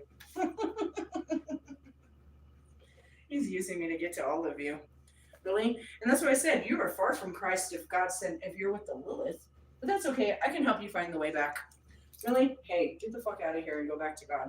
He's calling you. Your ancestors are calling you. Really? Pick up the phone. Call 1-900-MIX-A-LOT. Keep those nasty thoughts. Sorry. Sometimes the medium should be fun. Sometimes, dude, Easy pissed me off earlier. I was like trying to tell a story, and I was cruising down and he's all cruising down the street. I was like, can you stop it? I'm trying to tell a story. Sometimes they get on my nerves. Really? Sometimes. I'll be out in public and they just start speaking too. Really? They really do. I was like, I didn't say that. That was Kobe. I can't really tell them that means. Or we're going through a death. Seriously? Apparently, that's the card. Really? Let me shuffle some cards and we'll see. Because everybody likes a card trick. And that's why we learned the quantum tarot. Really? It has to do with Metatron. He's all about those planets. So is Melchizedek. Seriously? Yeah, call me a space traveler at this point. He's all, you're diabolical. I'm all kinds of things, bro. What am I? I'm God in the female form? The supreme something? Really? Only a piece of it. Only a itty bitty piece, just like you. Really? I'm no more powerful than you. What gives me power is my connection to God, the magician. Where are we at? 9 of Wands, huh? That's about, we already pulled that. Really? It's about struggling and keep going. Spiritual work at hand? Ugh. Okay, wait a minute. That's not the 9 of Wands. Why? Because I just pulled the 9 of Wands. That's the 6, which is victory. We got 6-9, people. Let's go for gold. Outcome, please. Oh, damn. Well, we're back to manifesting. The swords is thoughts. Do you have a thought to save you? I will not have a new thought until the new moon, people. Really? That's where my energy comes from. I'm not a liar. What am I doing? I'm just losing myself until the dark moon. I'm probably going to catch a moon cycle pretty soon. What's that? A period? Lose more of myself, shed my blood, my skin. Realistically, I mean, basically. And then the new moon comes and I have new inspiration. And we build on that till the full moon. And then we break it down. Is this what you do? Yes, it's what the energy does. Doofus. Really? Yeah? What will you focus on? I don't know. I could tell you right now, actually. Seriously? Every one of my movements are dictated. And so are yours. You just don't understand. It was already written before you got here. I'm just here reading the bullshit. What are we getting ready for? Well, we're getting ready for Litha, which is awesome. 20 on the 20th. But before that, we have a new moon on the 15th. Absorbing and... No, I'm not in symbolic. Farro and goat cheese. I never had no goat cheese. I tried some weird cheese the other day. It smelled funny. Really? I didn't like it. It smelled funny. We gave it as an offering. Oh, sage bundles. Yeah. Saturn retrograde. Hey. Oh, you're being respectful. Thank you. New moon in Cancer. As we move into July, no, that's not it. Here we go. Full moon, Mercury retrograde on your birthday. Hey, there's a Mercury retrograde on your birthday. I think we should celebrate your birthday a week before because retrogrades fuck everything up. Okay. Hey, I need that light on. Thank you. Full moon Capricorn is about structure. No, we need to know what we're studying for the new moon. What is this? Visualize yourself obtaining that you wish to desire. Oh God, there's a Father's Day coming. Great. Midsummer, summer solstice falls on June 21st, and it brings some friends to the party. Not only the longest day of the year, but it is also the start of Cancer season and Father's Day. There's a lot of line there. Talk about power packed day, really. Summer solstice, blah, blah, blah. Now throw Cancer energy in the mix and things get really interesting. Cancer, ruled by the moon, brings a nurturing, intuitive energy to bring out all the solar power on page 211. It's like the universe is, this is what they do. They'd be like giving us fucking too much fucking sun and then they try to drown us with water. It's like, that you're not allowed to do that. Really, I don't think they should do that. Anyways, moving on. Reminds us that even times of outward action and growth, we need to tend to our inner worlds too. And then Father's Day, while not traditional, a pagan holiday, it is tied nicely with the themes of divine masculine and that many of us work with. This is a great time to honor and nurture protective aspects of masculinity, whether in our own lives or in our spiritual practice. Well, as the father of the house, this is typically the time when I don't have to. Just kidding. I don't have to fucking mow the lawn or take out the trash. Just kidding. Being an asshole. Anyways, we'll barbecue. That's what fathers do, right? Close your eyes, imagine, blah, blah, blah. June 29th. Where's the fucking new moon? Oh, there it is. New moon in Cancer. As we move into July, we are greeted with a new moon in Cancer. No, that's July. Where's this June fucker? There's one in June. We must have missed it. Litha goes on forever. Is the Sun card in the tarot. She's there. I've been ready for her. The tarot, for those who are unfamiliar with it, is split into two parts, the minor and the major. The minor arcana includes four suits, which we know. Hold on. I want you to know this. Generally speaking, can represent day-to-day matters of our lives, such as money, work, relationships. The major, on the other hand, can be thought of as representing major themes of life and archetypes of our journey through it. The Sun card belongs to the major arcana and is the 19th card out of 22. Well, we're learning these numbers, aren't we, though? I often tell my clients that if you were to lay out all the cards in the major arcana, they tell the story of a journey and a lesson of life to be learned. Well, that's exactly what you're supposed to do with tarot, dummy. Moving on. What does the Sun mean? I don't know. Well, before we get to that, no, get on with it. It doesn't matter. Realistically, yeah, I'll read it to you some other place. It goes on for 2 pages. But with any tarot card, the Sun isn't all fun and games. The card carries with it lessons that must be learned and warnings to be heard. I often think of it the ultimate everything in moderation card. Yes, everything is growing and at potent time to make plans, put in effort towards your own dreams, and blah, blah, blah. I don't know. She obviously doesn't do much tarot. I'm just trying to find out what we're focusing on for this stupid fucking new moon. Self-inquiry meditation. Lots of meditation. Lots of cleanses, herb smoking. Oh, come on, dude. You're pissing me off. Where is this page? Feasts. Turbulent relationships. There's the goddess Pel. Check it out, bro. Volcanic goddess Pel. It just happened yesterday. I brought her up in my cards 3 weeks ago, and then I saw that the volcano busted. I was like, she's coming. I was like, keep an eye out on fucking Hawaii. Told you. What is this? Kampa Pua utilized this weapon of love in one particular battle against the volcanic goddess Pel. According to Hawaiian legends, Kampa Pua and Pel had a turbulent relationship with one another and would get into fights together.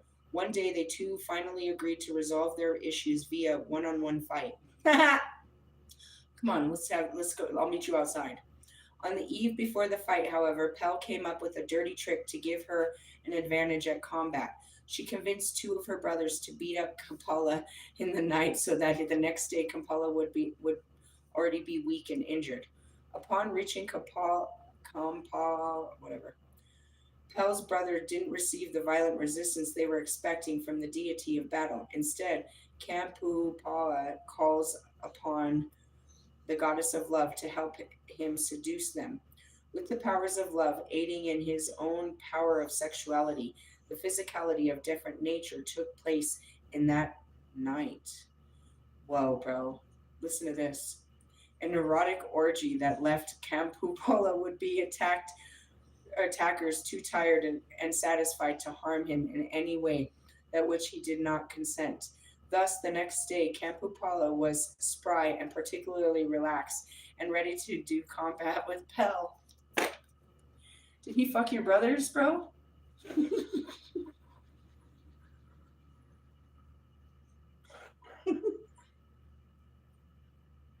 History is so fucking interesting.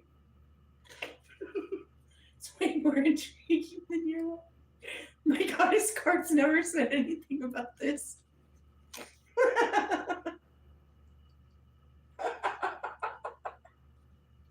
I'm sorry. We went from gay to way super gay. That was way gay. I'm sorry. That was great. It should have been in my dark tarot. Anyways, whatever happened. Whatever. So, as the sexuality of the season displays itself, remember that love is what gives sexuality its winning edge. Seduction can go very far, but does not go far enough on its own.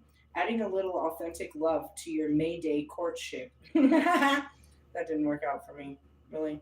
Will help you win the battle, and just as it will help in winning our own battles. Sorry, that was funny. I had no idea that was coming. All I saw was her name. She exploded. Really? I think it's a funny story. All right, Mother's Day we went through. I'm trying to find this fucking new moon. It should be right around here. May 31st. Here we go. It's not even highlighted. Look, it normally says it. I was missing. As we move into June, we are greeted with a new moon in Gemini, June 14th. Gemini is all about communication, curiosity, making connections. This is a fantastic time to start a new journal, learn a new form of divination, or connect with like-minded magical folk. Oh, I remember this. Maybe host a small gathering online or in person to share your knowledge and experience. Geminis love variety, so don't be afraid to mix up your magical practices a bit. Try a new technique, work with a different pantheon, or explore magical traditions you're not familiar with. Well, you might have done that already and got yourself in trouble because those cards said you might have. Really? Don't go into the dark arts by yourself. You're not dark. Really? And that was Wolfman trying to go in there, and Archangel Michael said you couldn't go in the dark. Really? Not without me, buddy. You need the dark goddess to walk you through there. You're unfamiliar. On page 177. Okay, what does that have to do with anything?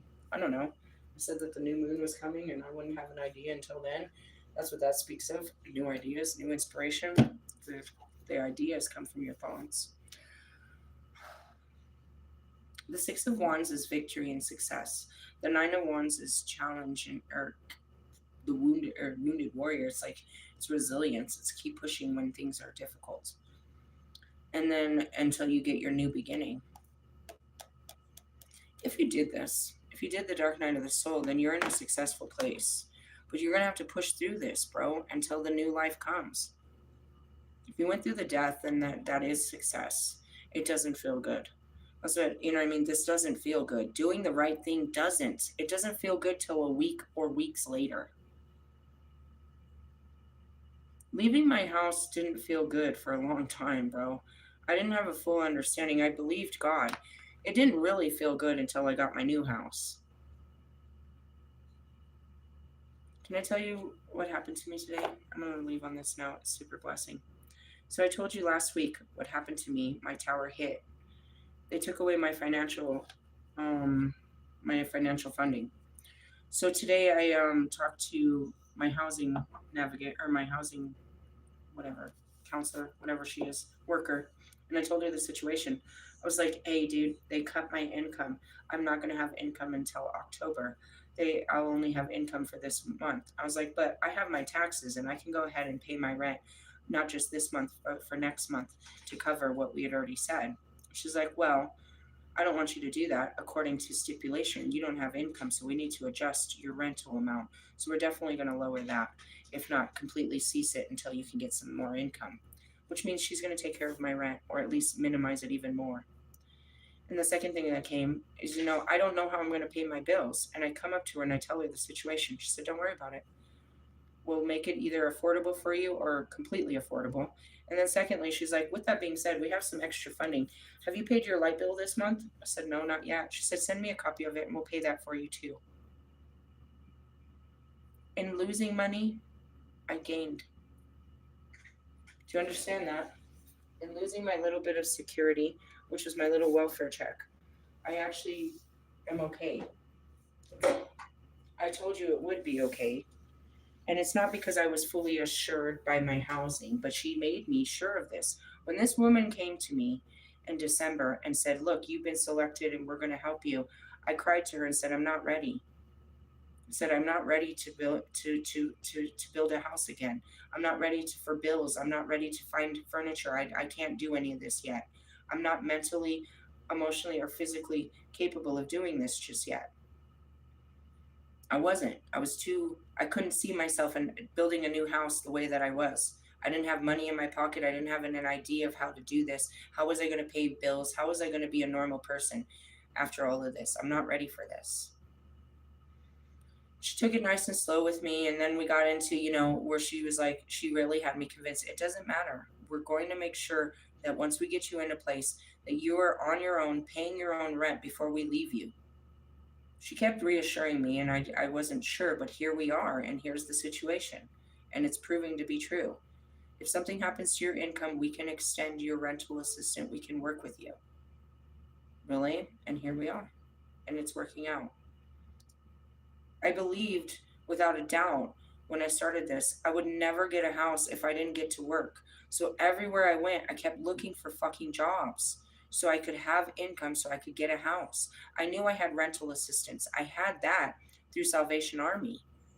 Salvation Army gave me a $5,000 move in cost. Now, what the thing was is they didn't know, none of us knew if I had an eviction, they could only take that money and then they would find a third party to help me with move-in costs. We didn't know. Salvation Army actually left. So that whole amount went with them. The new company that came in didn't have that. They didn't actually give me a number on it, but I think it was something like $1,500 is what they could help you with moving costs. Really, it was something small. I know that for sure because all of a sudden when I tried to tap into it, they were like, "Well, no, you got like $700." I was like, "What?" But they did that because they knew that the other place was paying on my moving costs, and that's how that worked. So I knew I had somebody that would pay for me to move in, and it was my understanding I had to just get a job before I did this. And she reassured me over and over, you don't. You don't. You don't have to have a job. We'll work with you. And I was like, if you're sure. And I finally jumped in, we got up the list and shit, and here it is, and it's true. And you're like at everything, you're like, that's not how it works. I didn't believe so either, dude. But when I dumbed myself down and put myself in a place of desperation, God sent unbelievable help to me. Not everybody got to work with the Jewish Family Services. It was a referral given to them, and my name came out of the hat. And that's where it is. They contacted me out of nowhere. They said that my case manager at Salvation Army had put in a referral over summer. So they contacted me by December. I could have there was a lady that was trying to get me into an apartment by Christmas, and I didn't want that to happen. I was too afraid. It was too quick. It was too much. So I took more time. And I asked God not to move me into a house before Christmas to give me time. All of this was already proclaimed. Now, when I go back to it, it took me 3 years. I left my house 3 years ago. It took me 3 years. But He did. He gave me a brand new house, a much bigger house. And I told you earlier, in a grand neighborhood. My bills are paid. I'm living comfortable. I have a lot of support. Nobody's pushing me. Nobody's threatening me. I have great neighbors. I'm in a safe place. Everything worked out. Now, I got to be honest, when I got out there, I was just desperate to get another house and a job. I didn't care where it was. I was going to do it in Arizona. I was going to do it in Oklahoma. I was going to do it in Wisconsin. I didn't care. I just wanted a house. I wanted a life. Only last summer did I finally say, all right, God, I'm going to stop trying to do this on my own. When I stopped, he did it all on his own. He showed me what to do and shit, but that was it. Now let's go back to what he promised along with that house. He gave me a vision, an idea to work from home, that I could do remote work. And it was just an idea, but I believed in him. So I was like, all right, I'll get a job and I'll get a computer so that I can be qualified. And I'll sign myself up for some computer classes and I'll do whatever it takes to make this vision real, God. I believe in your vision on my life, God.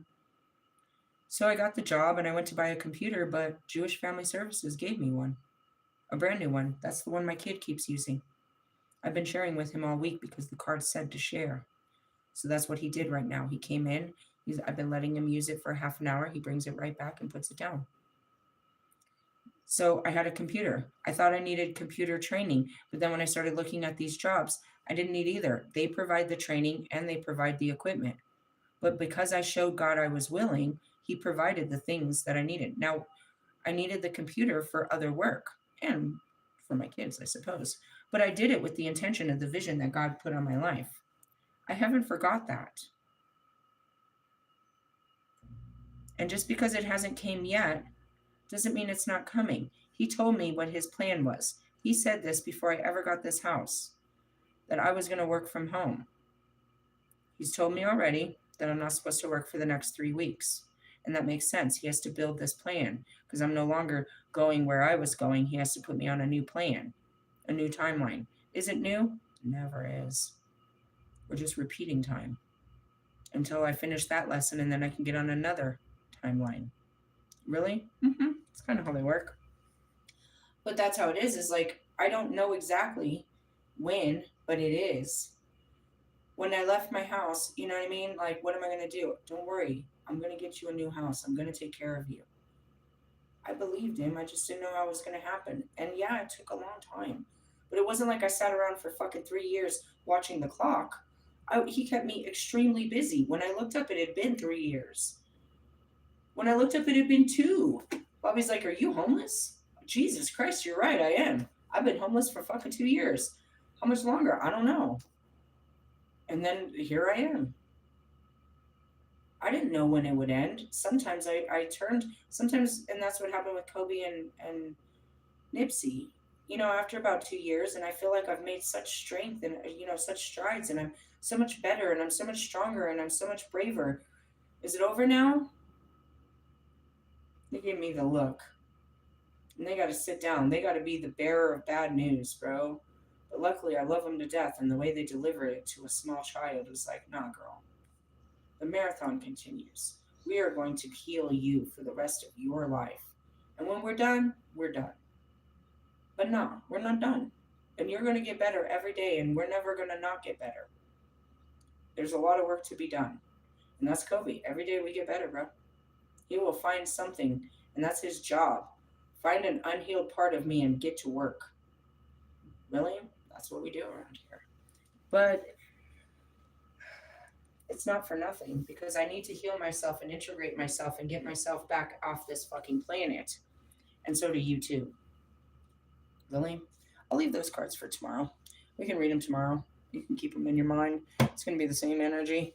Victory, hard work, new life, new inspiration, new projects, new thoughts. And that's what it is.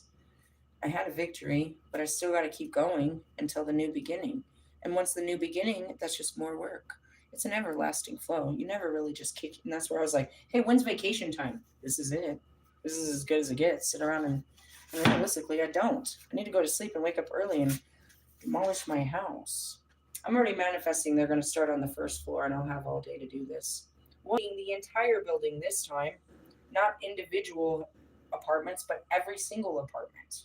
Which means what? I got to tear apart my bathrooms and my kitchen, move everything out, and put it in a separate room and get out of the house for 4 hours.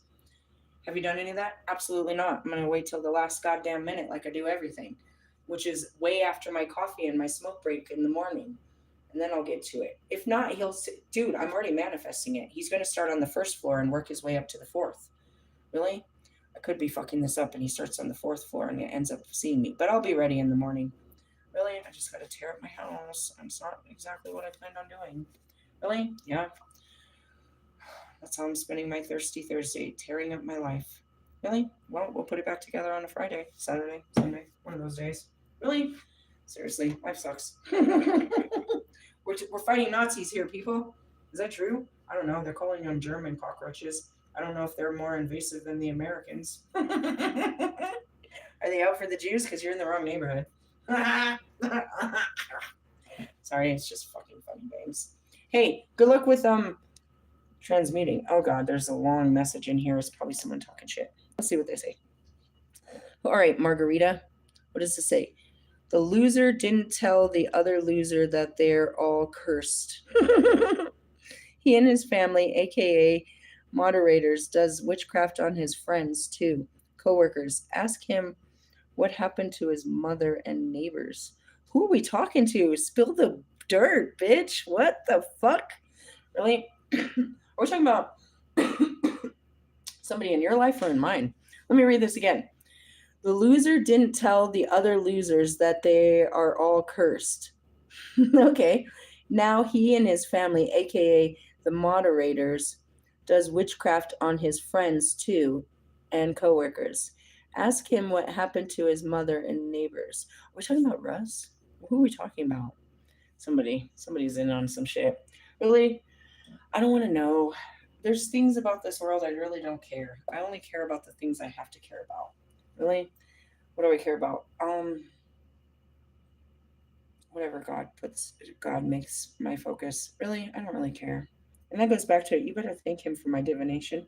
You better thank him that I listen to these stupid cards when it comes to you. And that's what I do. When I don't know what to do with you, I go ask God. I ask God everything. What the fuck am I supposed to do? Really? Seeking the right guidance is better than seeking the wrong guidance. And as they said that, you know what I mean, about this new moon, it might be time for you guys to pick up a tarot deck. How many do I have? Quite a few. That's one of the harder ones to read. I've been reading from you the Notoria. Here, I'll bring them all out. Bring them out. Bring them out. I got a lot of them. Believe it or not, those oracles are tarot. Let's see. So we have, where's the guidebook? Over here. I have my Pagan Ways tarot. This is my most useful. You can see the book is falling apart. I use it all the time. And that goes with these cards. Pagan Way Tarot. What is it? Victory. Told you. 6 of Wands. 6 of Wands. 6 of Wands. Victory. Same energy. No matter what deck you pull it. Really? Mm-hmm. Did you do that on purpose? No. I don't have nothing to do with the cards. I just read them. Realistically, I don't manipulate them. Oh, look at this card. Nope. Not at all. All right, so I have those. My very first tarot that I ever got was Tarot of the Cosmic Seed. I actually saw a newer version of these in the Isis bookstore. I bought these in a witchcraft store in Manitou Springs. That's these guys. Let's see what's on this one. Bottom of the deck. Oh, they're cards that we already read. Well, underneath it is what? Check this out. 6 of Swords. What do we have? 6 of Wands. 6 of Swords. Sailing away. Really? What's underneath it? Union. 2 of Cups. Moving on. Really? You want to know what this means in your life, don't you? Might be time. I teach tarot over here all the time. Wolfman's going to have a paid interactive thing. Ever. But I don't have to pay for shit. You're always trying to make money off of people. Seriously? He needs your... He banks off of your lack of intelligence. All right, the Notoria is the hardest level of tarot that I have. It says way more than tarot. What is it? I pulled one just yesterday. Or maybe today. Where are we at today? Yeah, I pulled one today. Now we're at Justice. Let's put that away. Really? No, we were in the Knight of Wands earlier. Let's save Justice for tomorrow. Really? Yeah.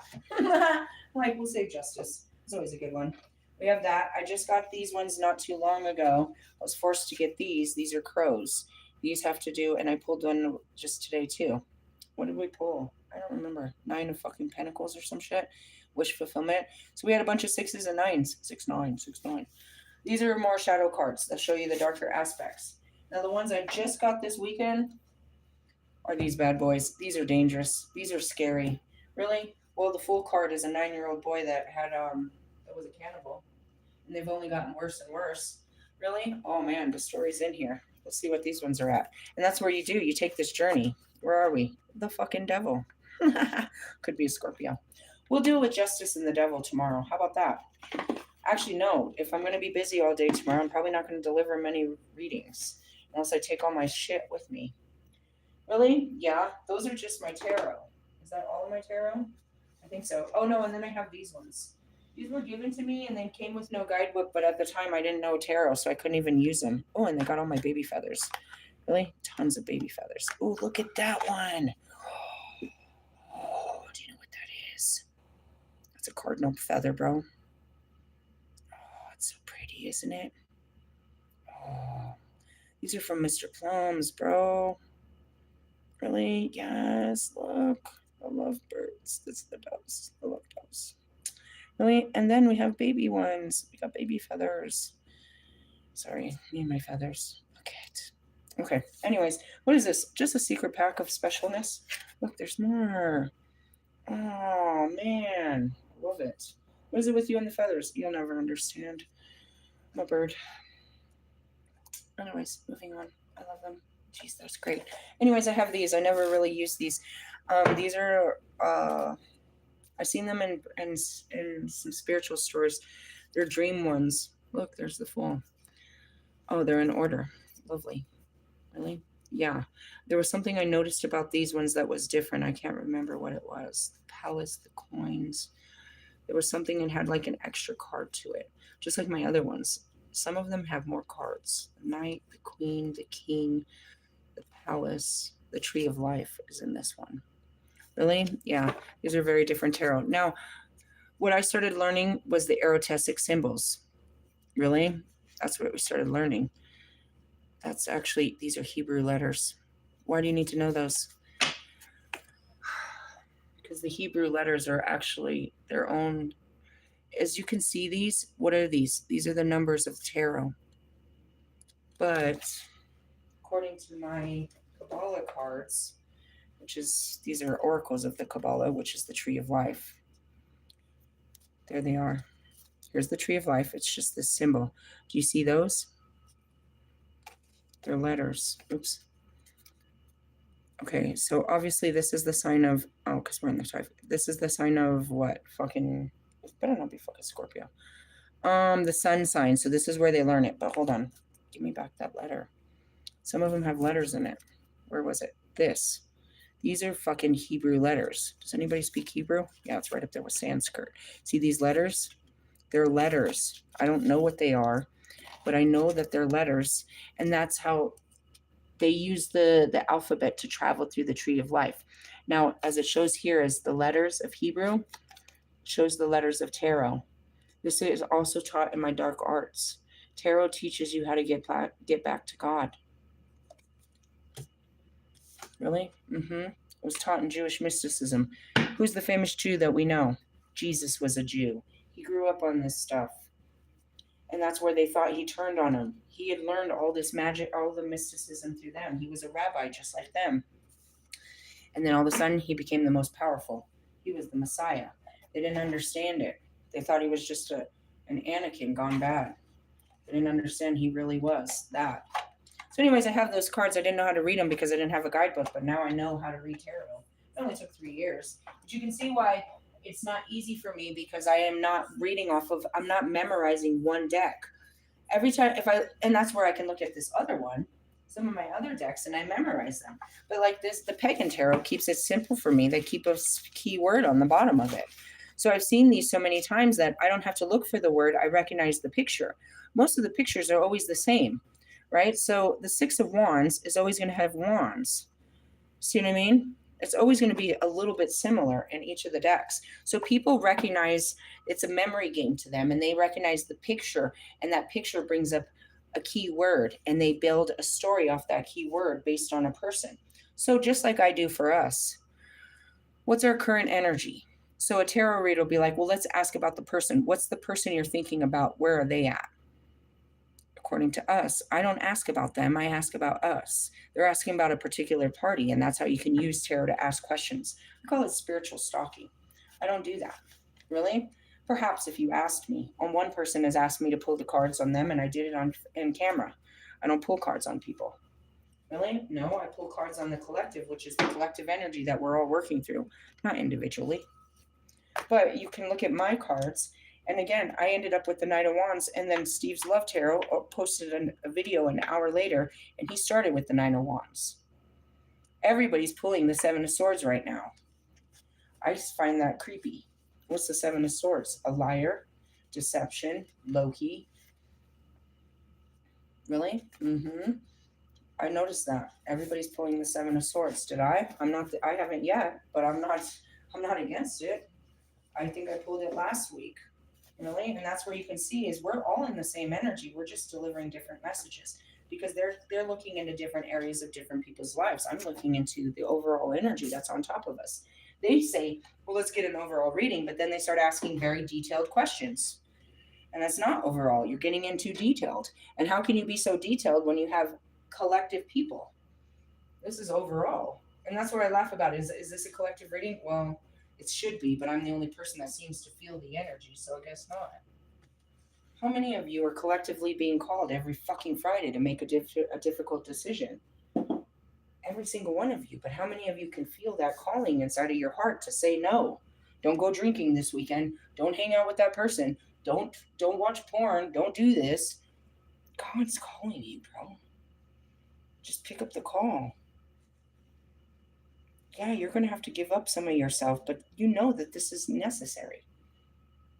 You know what I mean? When God was like, leave your, I knew I was going to leave my house. He started to show me everything about my house that I hated. I did. I fucking hated that place. I wasn't going to give it up, though. I was going to keep paying those bills, and I wasn't going to give it up until somebody comes along, until God comes along and asks me. If he would have never asked me, I would have never did it. And that goes back to each and every one of you. If God never brought me to you, I would have never came. I would have never.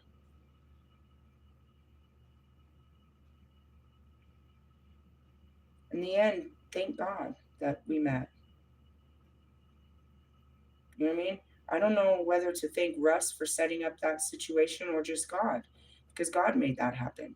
Sure, Russ thinks he's God and he can do all great things, but God aligned my heart and my calling, and he made me do what I wasn't ready to do, and it worked. You know what I mean? All glory to God. I didn't understand why he was bringing us together in the beginning. I did some research. I found out what a twin flame was. I thought I could handle this. And then, I couldn't really fully get a handle on it, but only afterwards did I have understanding of how important you were and how I should have been more grateful. I can understand why I was so hateful, though, too. Realistically, oh man, realistically.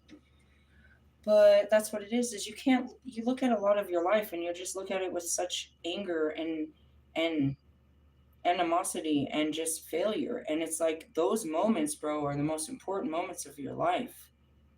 Your wins are your wins, dude, but your losses and how you took them makes those wins taste so much better. Really? Something I guess